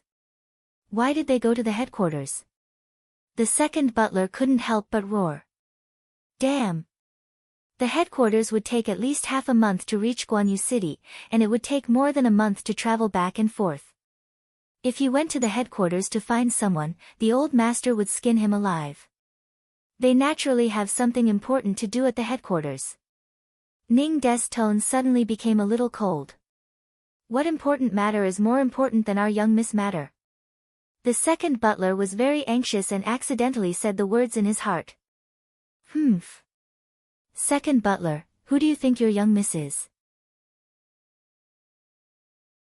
Even the three major families probably don't dare to say anything about the Alchemist Association. It's not as important as a particular person in their family. Ningda snorted coldly and rebuked very unpleasantly. This Wu family actually didn't even take the Alchemist Association seriously. How ridiculous. Seems like he had to report second butler's words to the headquarters. In the boundless heaven continent, no one dared to offend alchemists even though the status of mystics was very noble. This was because even mystics would be injured, and injuries required pills. If you offended a certain alchemist with status, then prepare for your funeral early. That was why the major families on the continent would be very polite to alchemists. I'm sorry, President Ning. I misspoke. That's not what I meant. Please don't stoop to my level. Cold sweat instantly emerged from the second butler's back when he heard Ningda's words, and his little heart was trembling non-stop from fright. Boo-hoo. How could he have forgotten that there was a popular saying on the boundless heaven continent that said that he would rather offend the king of hell than the alchemist? Boo-hoo. Those words just now were really just his heartfelt words. Why did he say them out loud? Oh no, he was dead meat this time. If the patriarch knew that he had offended the alchemist, he would definitely not let him go. I want bicker with a dog, but I can't guarantee about the other alchemists, Ningda said coldly, hating the Wu family in his heart. He hadn't felt that the Wu family was so annoying before, but now, the Wu family was like a nauseating fly in his heart, wanting to destroy them whenever he saw them. President Ning, I'm a dog. You can hit or scold me, but don't be angry with me. The second butler pleaded with a long face. Boo-hoo. If he couldn't coax Ningda, then he wouldn't have a way out. He knew very well how ruthless the patriarch was. I won't be angry with a dog. You can go, Ningda said lightly. Then he stood up and left the office without looking at the second butler. After Ningda left the office, he went straight to the yard he had prepared for Leng Ruoxue and the others. He saw tents full of them through the fence as he walked to the door. 2 black lines rolled down his forehead. Ah! It seemed like they really planned to camp in the yard. Ningda knocked on the door and waited respectfully. President Ning, why are you here? Fengde walked out of the room, opened the door, and asked Ningde curiously. Ah. I wanted to ask you what you want to eat for dinner. Ningde walked into the yard and said. Ha, President Ning, you don't have to worry. We've already eaten, Fengde said with a smile. Then he pulled Ningde to a stone bench in the yard and sat down. Have they eaten? Why so quickly? Ningde couldn't help but ask curiously. He couldn't help thinking in his heart. Could they have gone out to eat? However, he hadn't heard anyone from the guild say that they had gone out before. Hee, we eat food prepared by ourselves. We are used to eating what we prepare when we are out training, Fengde explained. Oh, why don't we see Miss Leng and the others? Ningde couldn't help asking when he saw only Fengde coming out. Miss and the others are all asleep, except for me. By the way, Miss asked me to give this to you. Fengde handed Ningde a white porcelain bottle. This is... Ningde took the porcelain bottle and asked doubtfully. However, when he opened the stopper, the medicinal fragrance in the bottle seeped out. He couldn't help but widen his eyes, so excited that he was speechless. Snow Spirit Pill. Ningde said excitedly after a while. Boo-hoo. It really was the Snow Spirit Pill, the legendary heaven-grade Snow Spirit Pill. President Ning, it's just a pill. Do you have to be so excited? Fengde teased softly.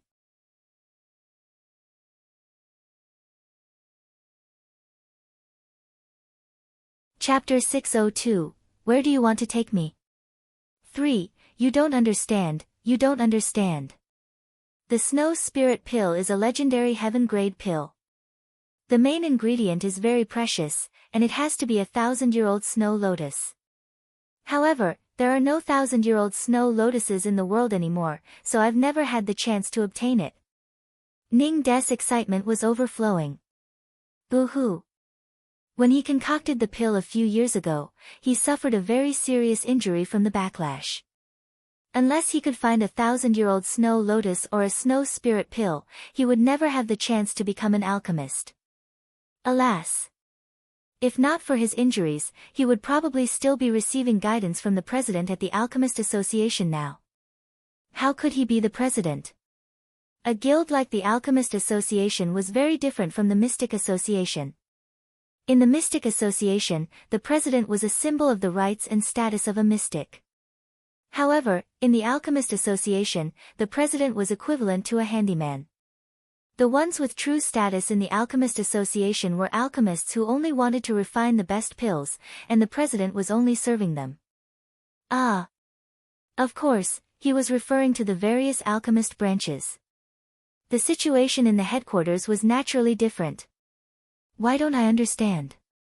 This Snow Spirit Pill can enhance ice and water attribute spiritual energy, right? Our Miss Beasts often eat it, Fengde said nonchalantly. Ah. Beasts eat it often. Ningde widened his eyes and asked doubtfully. Fengde was right. The Snow Spirit Pill could not only heal fire attribute cultivators from the backlash, but it could also increase spiritual energy for ice and water attribute mystic cultivators. However, the Snow Spirit Pill was really too precious, and no one was willing to use it to increase their spiritual energy.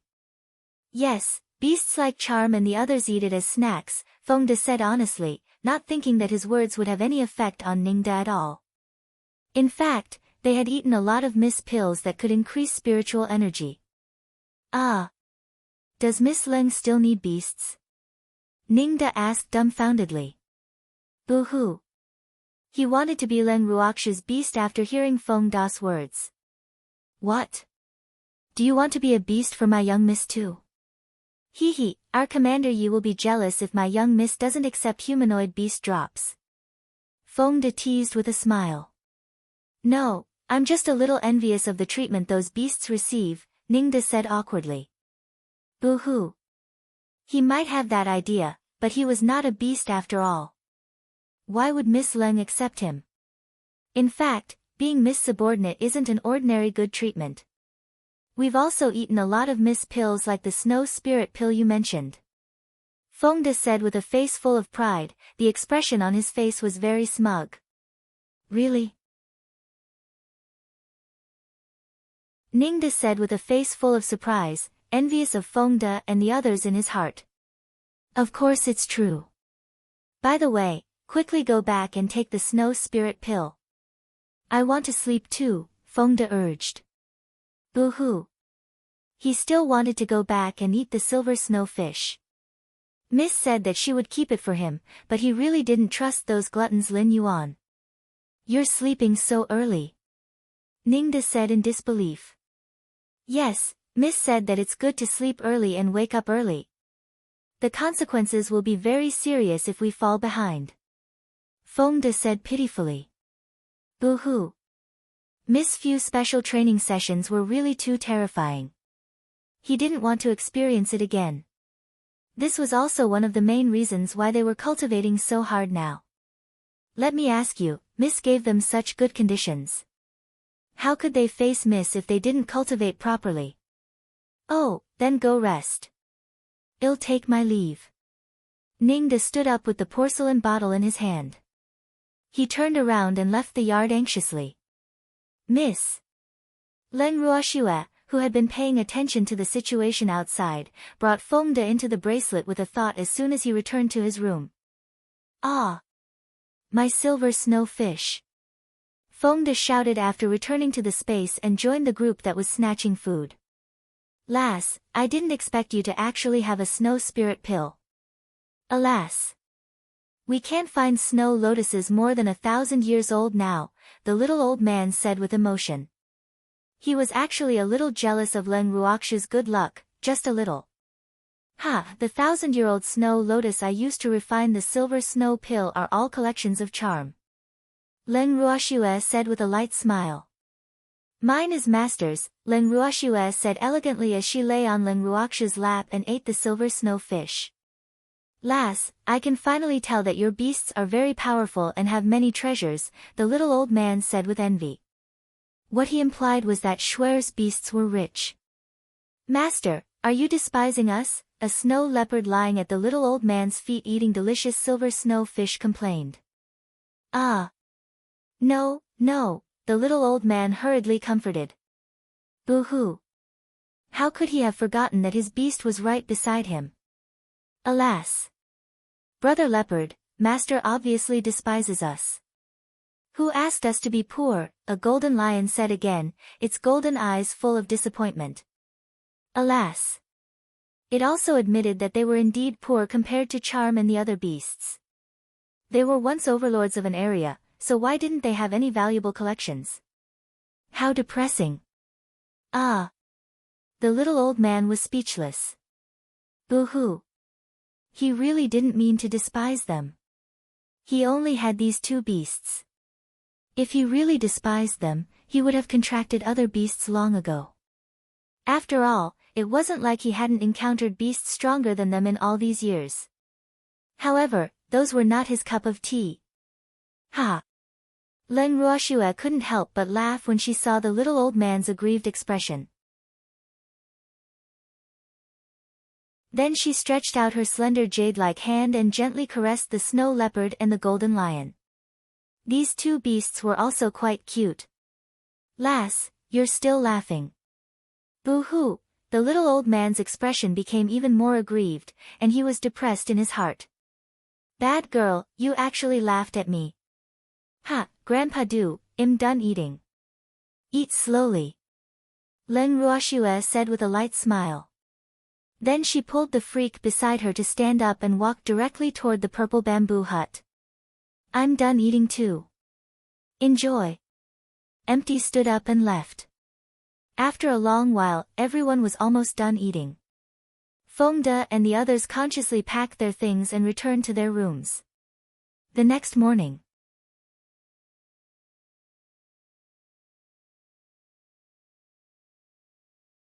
Chapter 603, Where do you want to take me? 4. Len Ruoxue and the others left the bracelet and returned to their room after breakfast. Miss, what are we doing today? Feng De looked at Len Ruoxue sitting on a stone bench in the yard and couldn't help asking. It was inconvenient to stay in the Alchemist Association now, so they couldn't stay in the space all day. In a daze. Leng Ruoxue said calmly. Ah. Daze? Why are you in a daze? Feng De asked in puzzlement. They weren't bored to the point of needing to be in a daze, right? What else? Leng Ruoxue asked with a light smile. The Wu family was in a hurry to find alchemists to refine the snake accumulation pill, so they had no time to deal with them. Miss, we can take a walk on the streets and ask about the Wu family, Feng De suggested. Oh. Leng Ruoxue said with a spurious smile. Hee, don't think she didn't know that going for a walk on the streets was probably their main goal. Miss, we can't cultivate during the day now. Feng De couldn't help explaining. Boo-hoo. Miss Gaze made him feel so guilty. Yes, that's true. Let's take a walk on the streets then. Leng Ruoxue agreed with a light smile, not exposing Feng De's intentions. Just as Leng Ruoxue and the others were about to go out, there was a knock on the door. Everyone looked out along the fence and happened to see Ningde standing outside the door with an excited face. Feng De, go open the door. Leng Ruoxue ordered. Yes, Feng De answered, walked over, and opened the door. Miss Leng, thank you for your snow spirit pill. My injuries are all healed. After following Feng De into the yard, Ningde saw Leng Ruoxue sitting in the yard and bowed very respectfully, his face full of gratitude. Boo-hoo. He could finally become an alchemist again. President Ning, it's just a mere snow spirit pill. It's nothing to me. However, not everyone is qualified to receive my effort. Leng Ruoxue's beautiful face had a faint smile as she said nonchalantly. What she implied was that she was also looking at others to be kind. I understand, President Ning said very respectfully and took the initiative to call himself a subordinate. President Ning, we intend to take a walk on the streets, Leng Ruoxue said softly, ignoring Ningde's words. Miss, just call me Ningde. I'll go with you. No one in Moon-Gazing City has dared to not give me face. You will have fewer troubles with me around. Ningde quickly said. Boo-hoo. He had to perform well and strive to become Miss Subordinate as soon as possible. Okay. Leng Ruoxue nodded slightly. Since Ningde wanted to perform, she would give him a chance. After all, she had a good impression of Ningde. Miss, please. Ningde bowed slightly and made an inviting gesture. Ningde, you have to lead the way. Leng Ruoxue reminded with a light smile. Yes, miss, Ningde said shyly. He was so excited that he forgot that his miss was not familiar with Moon-Gaze City. Leng Ruoxue and the others walked side by side with Ningde, while Feng De and the others followed behind them. Everyone left the Alchemist Association. Ningde, bring us to some less crowded and very representative places. Forget about crowded and lively places, Leng Ruoxue ordered as soon as they exited the Alchemist Association. Yes. Ningde looked at Leng Ruoxue and the others' stunning appearance and said in realization. Miss, the flower viewing convention in Moon-Gazing City is in a few days. I've received an invitation. Are Miss and the others interested? Ningde asked as he walked. In his opinion, he would accompany Leng Ruoxue and the others if they wanted to see the commotion. If they didn't want to see, then he wouldn't go either. Is there anything interesting about the flower viewing convention? My subordinates want to take a look, Leng Ruoxue said indifferently. Miss, Wu Qian'er originally wanted to participate in the flower viewing convention, but now that she's seriously injured, I'm afraid she won't have the chance to participate. It's said that this year's champion has a chance to become the young madam of the Guanyu family, Ningde explained. Oh, then didn't we ruin the Wu family's plan? Leng Ruoxue said with a smile. No wonder Wu Qian'er was so arrogant. It seemed like she was very confident in winning the championship. Yes, so we are bound to have a feud with the Wu family, Ningde said with certainty. What a stunning beauty. Guards, take this beauty away. Suddenly, an uninvited voice interrupted Leng Ruoxue and Ning De's conversation. Leng Ruoxue looked up at the frivolous man in front of her with her beautiful eyes and said with a spurious smile, "Where do you want to bring me?" "Bring her home to be my concubine, of course." Hee hee. The man smiled wretchedly, his eyes shining with lust. "You?" Leng Ruoxue looked the man up and down with her beautiful eyes and said mockingly. The man in front of him was about 20 years old. He had a greasy head and a pink face. His eyes were dull, and his handsome face was dull. His figure was slightly chubby, and he was obviously a person who had indulged in too much. Moreover, this person's strength was not high, and he was only a mystic. "Beauty, do you know who I am? Follow me and I will guarantee you a good life, and a good life. So, don't hesitate. Hurry up and throw yourself into my arms. I will definitely love you well," the man said with slight pride. He almost drooled as he looked at Leng Ruoxue's beautiful appearance. "Hee hee, I really don't know who you are. Why don't you introduce yourself?" Leng Ruoxue said with a light smile, her beautiful face full of undisguised disgust for the man. "I'm Guan Yu Lai, the most favored 9th young master of the Guan Yu family. How is it? I scared you?" Guan Yu Lai said with a face full of pride. In his understanding, as long as he announced his family, all the women he liked would take the initiative to enter his arms. "Guan Yu Lai? I've never heard of him. Have you heard of him?" Leng Ruoxue frowned slightly and turned to Ningde. "No. Guan Yu Shi is the most famous among the young masters of the Guan Yu family. I don't know who Guan Yu Lai is," Ningde said very disdainfully.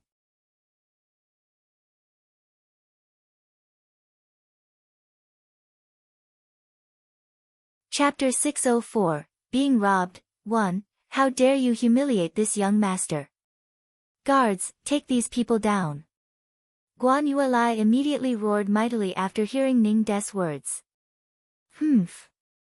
This man absolutely couldn't let go of anyone who dared to humiliate him in front of a beauty. "Didn't you say that no one dares to not give you face in moon-gazing city? Then what happened?" Leng Ruoxue looked at Ningde in puzzlement, her clear eyes were pure and kind. In fact, she had been laughing in her heart for a long time. Hee hee, she was thinking about how to cause trouble for the Guan Yu family when a fool came knocking on her door. "Ah. There will always be fish that escaped the net," Ningde said shamelessly, but he hated Guan Yu Lai to the core in his heart. Damn it, he actually embarrassed himself in front of Miss and the others. It was really unforgivable. At this moment, a huge cross was drawn on the Guan Yu Lai family in his heart. "Oh, what do you intend to do with this fish?" Leng Ruoxue asked calmly, completely ignoring Guan Yu Lai and the others who were watching her drool. "Do whatever Miss says. I have no interest in either steamed or braised," Ningde said very respectfully and handed the decision to Leng Ruoxue. "All right, then listen to me." Leng Ruoxue nodded with satisfaction. "Yes." Ningde nodded slightly. "That Guan Yu Lai, right? Do you intend to snatch me away?" Leng Ruoxue turned to Guan Yu Lai and asked after communicating with Ningde. "Of course there's no need to go through so much trouble if you're willing to take the initiative to come home with me. However, don't blame me for not being protective of the fairer sex if you refuse a toast only to be forced to drink a forfeit." "Hee hee, I love beauties the most," Guan Yu Lai said with extreme confidence. "Of course not taking the initiative to follow you home. Snatch it if you dare," Leng Ruoxue said with a smile. "Guards, kidnap this beauty." Guan Yu Lai ordered the guard without thinking after hearing Leng Ruoxue's words. "Young master, what about the others?" A guard couldn't help asking. In fact, what he wanted to say was that the other party obviously had more people than them. It would probably be difficult to snatch them by force. However, he also knew that young master was already blinded by beauty and would definitely not listen to him, so he didn't dare to say it too clearly. Kill the others to avoid trouble. Leave the beauty alone. Guan Yulai was not stupid and naturally would not leave any trouble for herself. Are you sure you can kill them? Leng Ruoxu's beautiful face revealed a breathtaking smile as she said lightly to Guan Yulai. Of course, Guan Yulai said very confidently. Humph. His subordinates were all the elites of the Guan Yu family. It would not be a problem even if they had twice the number of people compared to them, let alone deal with them. Don't kill us. Take our young miss away. Feng De couldn't help but interrupt, his handsome face full of fear. That's right. You can snatch our young miss as long as you don't kill us. Moreover, we are willing to go with you. Lin Yuan also hooted. Ning De couldn't help but be at a loss for words when he heard them. He couldn't help but grumble in his heart, how can you be my subordinates? How can you hope that my young miss will be snatched away? Ha, your subordinates are wise. Guan Yuelai became even more smug after hearing what Feng De and Lin Yuan said. Yes. Leng Ruoxue couldn't help rolling her eyes. She was sure now that this Guan Yuelai was really a fool. Ordinary people would probably be suspicious if they heard what her subordinates said. However, that fellow was actually still smug. He was really of the best quality. What are you waiting for?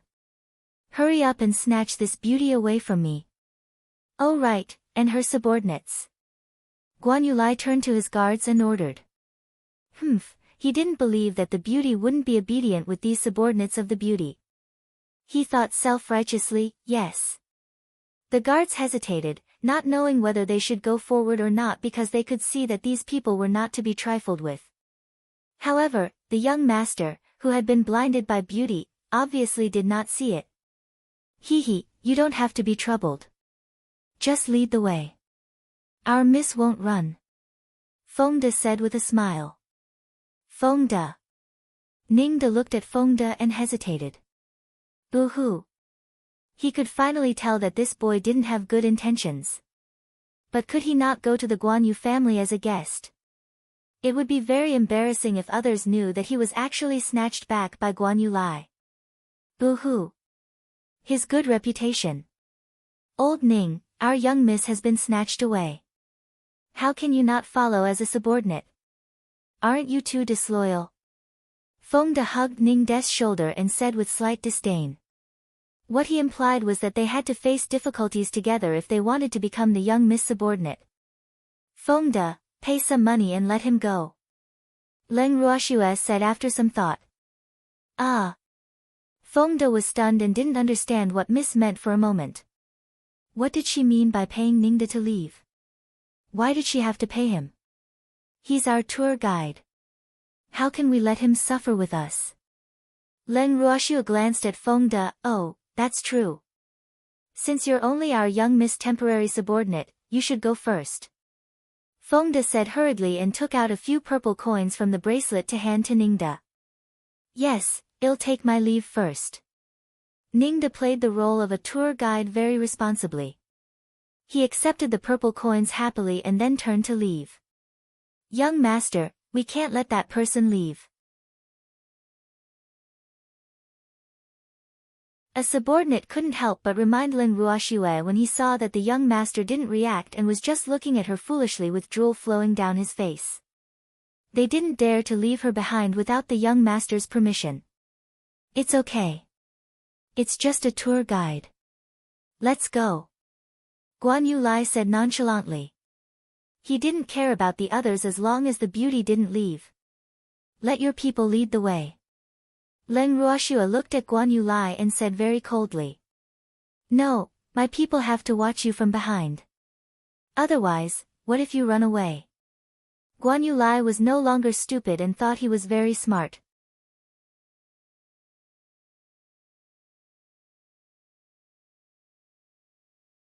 Chapter 605, Being Robbed, 2. Aren't you going to snatch me by force? How are you going to snatch me from behind? Leng Ruoxue raised her eyebrows curiously. That's true. You guys lead the way while the others watch them from behind. Don't let any of them go. Guan Yulai ordered loudly. 2 drops of cold sweat involuntarily dripped down the forehead of his guards after hearing Guan Yulei's words. They thought to themselves, we've already let one of them go just now, so what's the use of looking at him now? However, they were not too worried about the person who escaped. After all, Moon-Gazing City was in the territory of the Guan Yu family, so they didn't think anyone would dare to cause trouble for the Guan Yu family. In this way, Leng Ruoxue and the others followed Guan Yulei's guard and swaggered into the main mansion of the Guan Yu family. Ah! Instead of saying that Guan Yulai robbed them, it was more like Guan Yulai sent people to protect them from behind. Hee hee. They had guards in front and behind them. On the way to the Guan Yu family, Guan Yuelai kept wanting to talk to Leng Ruoxue, but Leng Ruoxue couldn't even be bothered with him. She was annoyed by him, so she directly summoned Charm and Darling and covered her ears with their fluffy big tails. In a side yard of the Guan Yu family. In the yard. Beauty, how dare you ignore me? Guan Yulai roared furiously after sneaking Leng Ruoxue and the others to a yard that had been abandoned for many years. Humph. He gritted his teeth in hatred when he saw the 2 foxes lying on the bowtie's shoulder. Why should I care about you? Leng Ruoxue couldn't even be bothered to look at Guan Yulai. She directly pulled the freak to a seat and leaned comfortably in his arms. Who is this man? Guan Yulai couldn't help asking with some jealousy when he saw that the woman he liked was actually leaning on another man. Humph. The beauty was snatched back by him, of course it belonged to him. How could it be taken advantage of by another man? My fiancé. Leng Ruoxue kissed the freak's beautiful face a little provocatively and then said to Guan Yulai. Damn it, I snatched you back. How can you kiss another man? Guan Yulai was about to explode from anger. She immediately jumped and roared furiously as if her tail had been stepped on. He's not another man. He's my man. Leng Ruoxue stretched out her arms to hug the freak and said with a blissful face. I'm your only man. Humph. I must kill him, Guan Yulai said with some jealousy.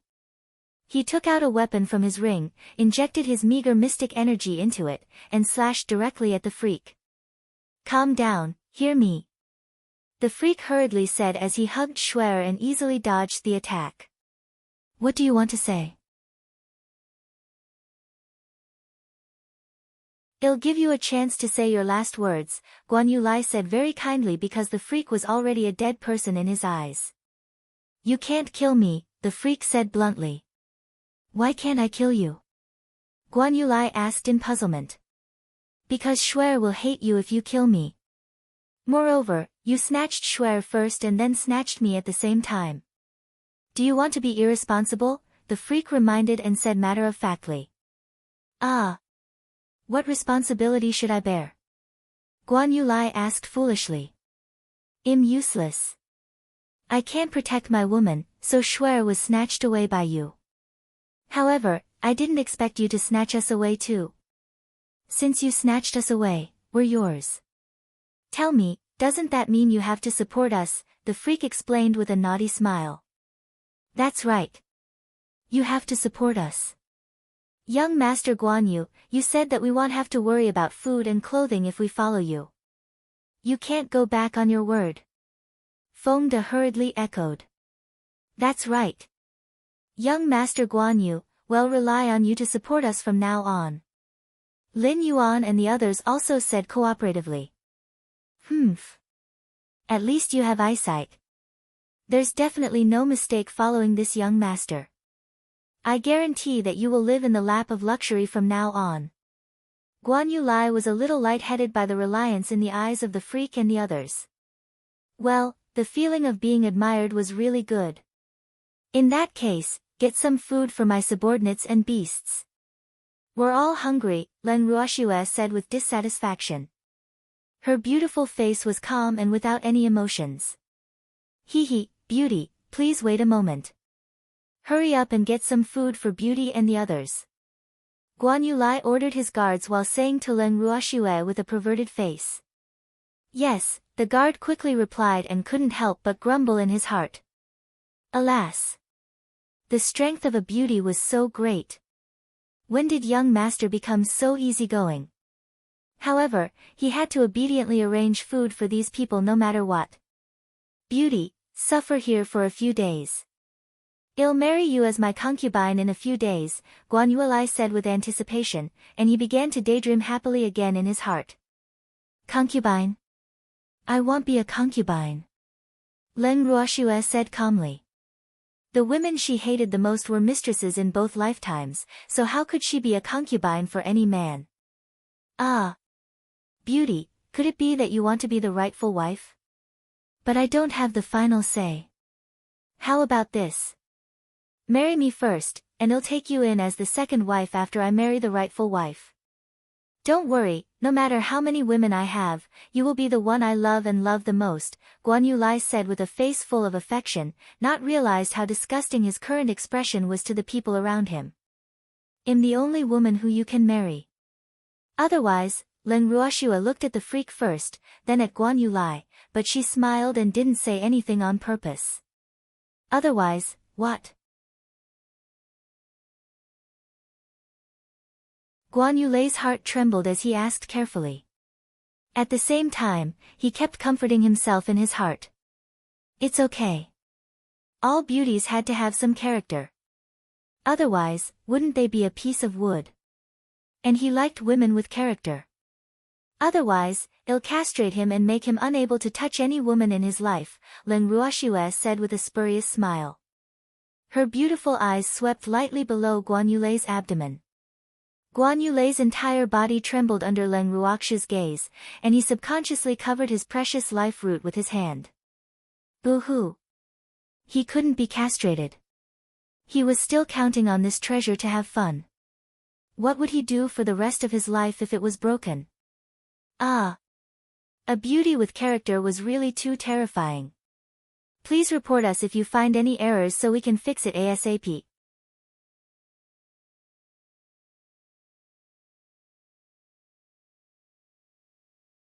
Chapter 606, Being Robbed, 3, Beauty, stay here for the time being. I have something on now, I'll visit you tomorrow. With that, Guan Yuelai rolled and crawled out of the yard in an extremely disheveled manner. However, he still didn't forget to instruct his guards to look at them after leaving. Boo-hoo. Beauty might be a little fierce, but she was a rare beauty after all. It was forgivable.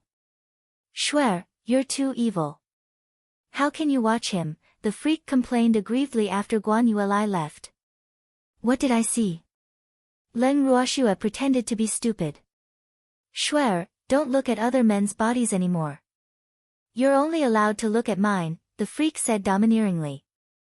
I didn't. Leng Ruoxue continued to pretend that she didn't see it. She just glanced at it casually to scare Guan Yuelai. It didn't count.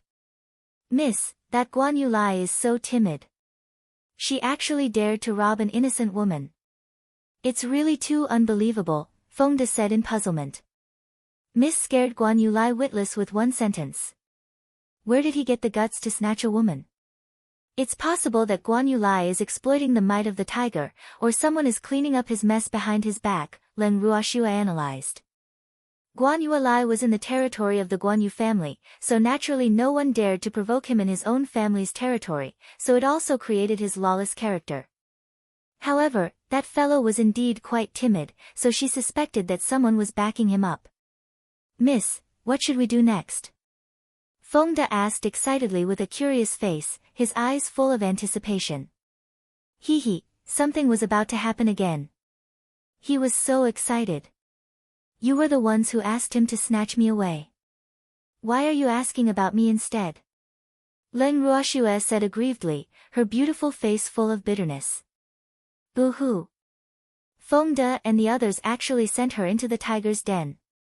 However, she wanted to come too. Ah. Miss, we did it for you.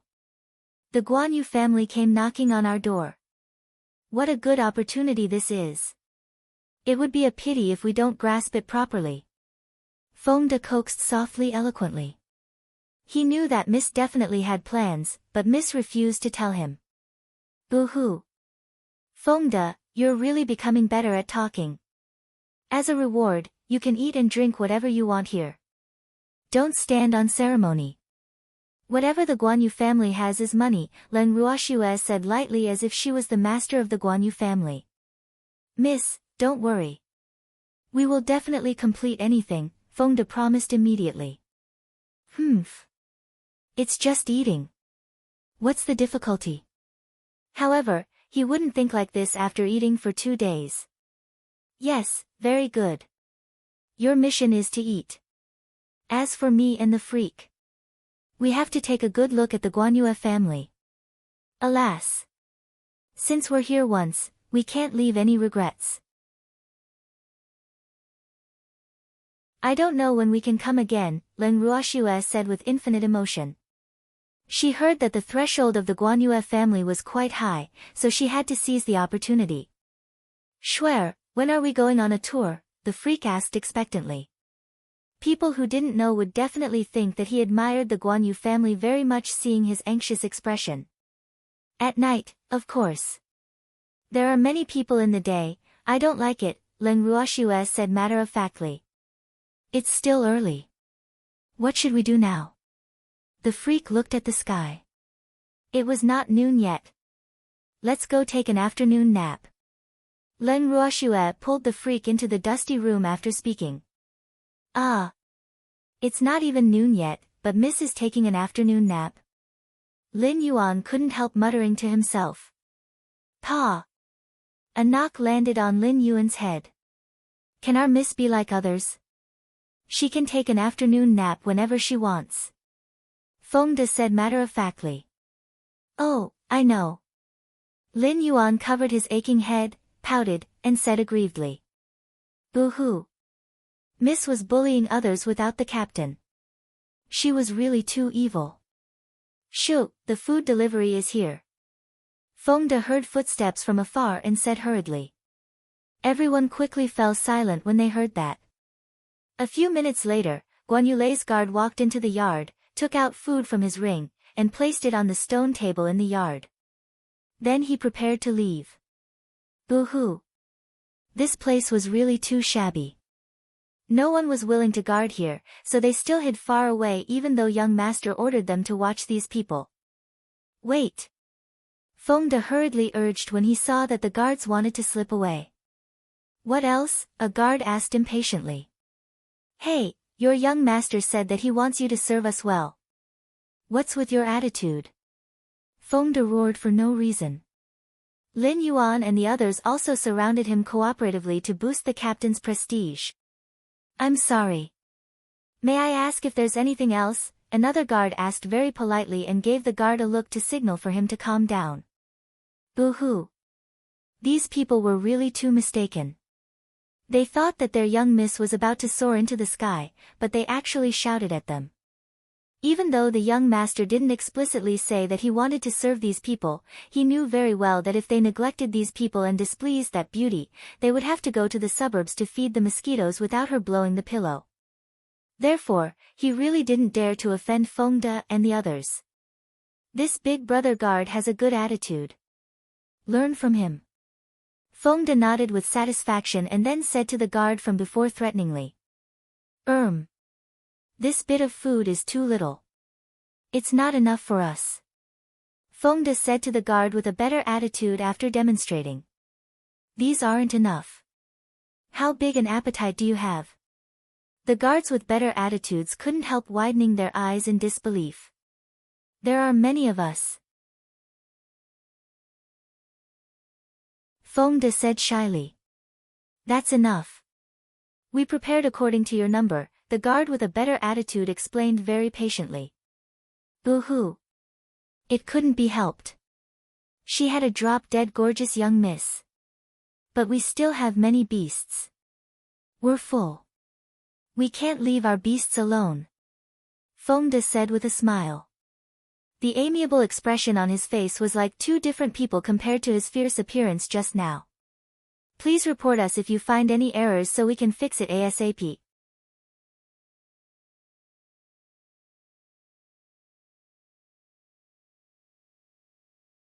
Chapter 607, Being Robbed. 4. How many beasts do you have? The friendlier guard asked. A lot. Prepare according to the appetite of 1,000 beasts, Fengde said after some thought because he had already seen Silverwing's fluffy little head sticking out of the room. Ah! Could Miss have released all her beasts? 1,000? The guards immediately lost their composure after hearing Fengde's words and couldn't help wiping the cold sweat off their foreheads. They couldn't help but grumble in their hearts. It shouldn't be so scary. They didn't believe that there were so many beasts among these 30-plus people. How was this possible? One had to know that beasts were not easy to contract, especially high-level beasts. It was even harder to obtain, so it was very difficult for them to imagine the spectacular scene of having 1,000 beasts. Silver Wings, don't be shy.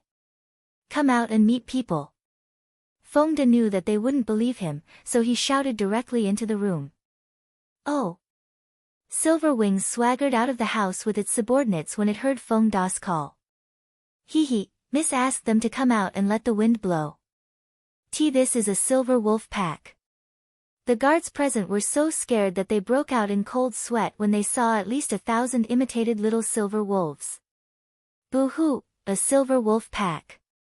Oh my God, it was really too terrifying.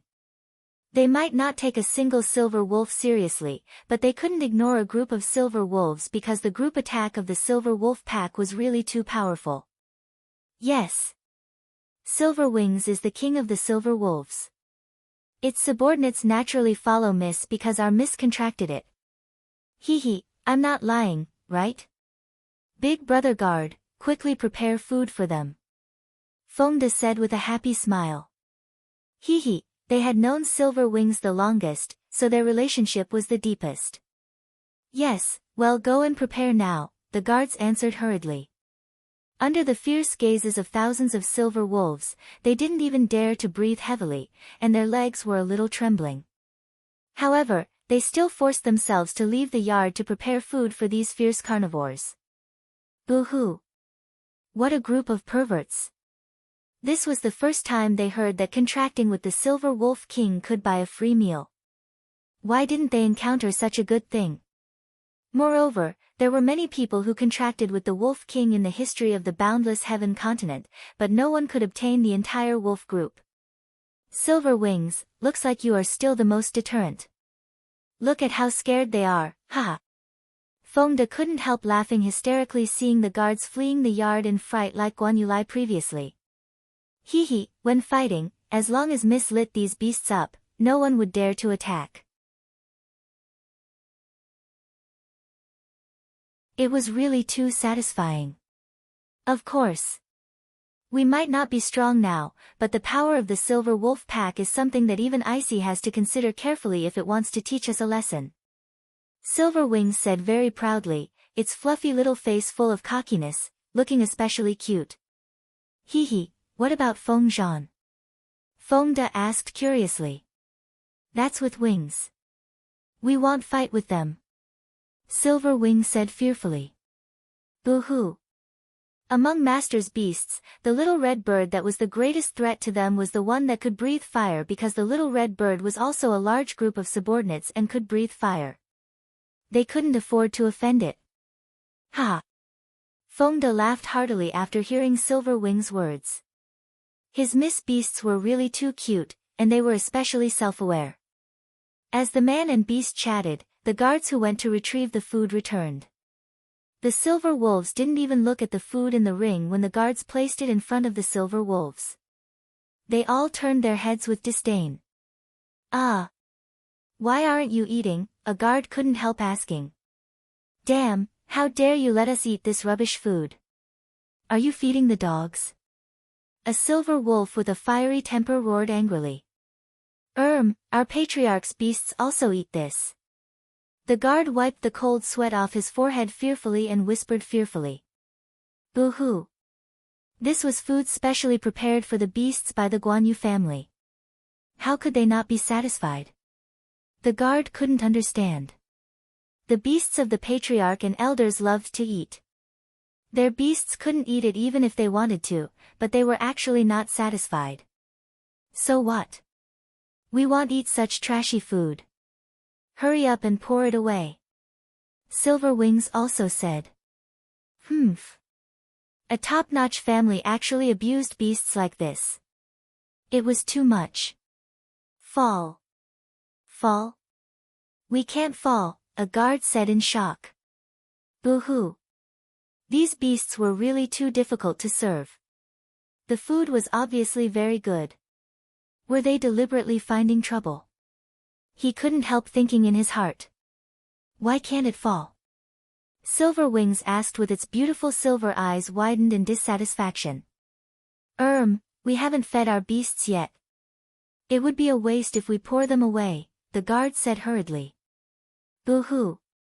If others knew that they had thrown away all the food they fed the beasts in the mansion, their end would be very tragic. One had to know that they had secretly taken out these foods. Oh, then feed your beasts. Silverwing said generously. Ah. Yes. The guards braced themselves and summoned their beasts. The guards' beasts were not of a high level. After coming out, they saw the fierce silver wolves and were so scared that they did not dare to move, let alone eat in front of the silver wolves. Don't be scared. Hurry up and finish this food. Otherwise, let your master throw these things away, Silverwing said with a smile. In his heart, he despised these cowardly beasts. TCH, they were really too useless. Back then, when their levels were low, they were not afraid at all when they saw beasts stronger than them.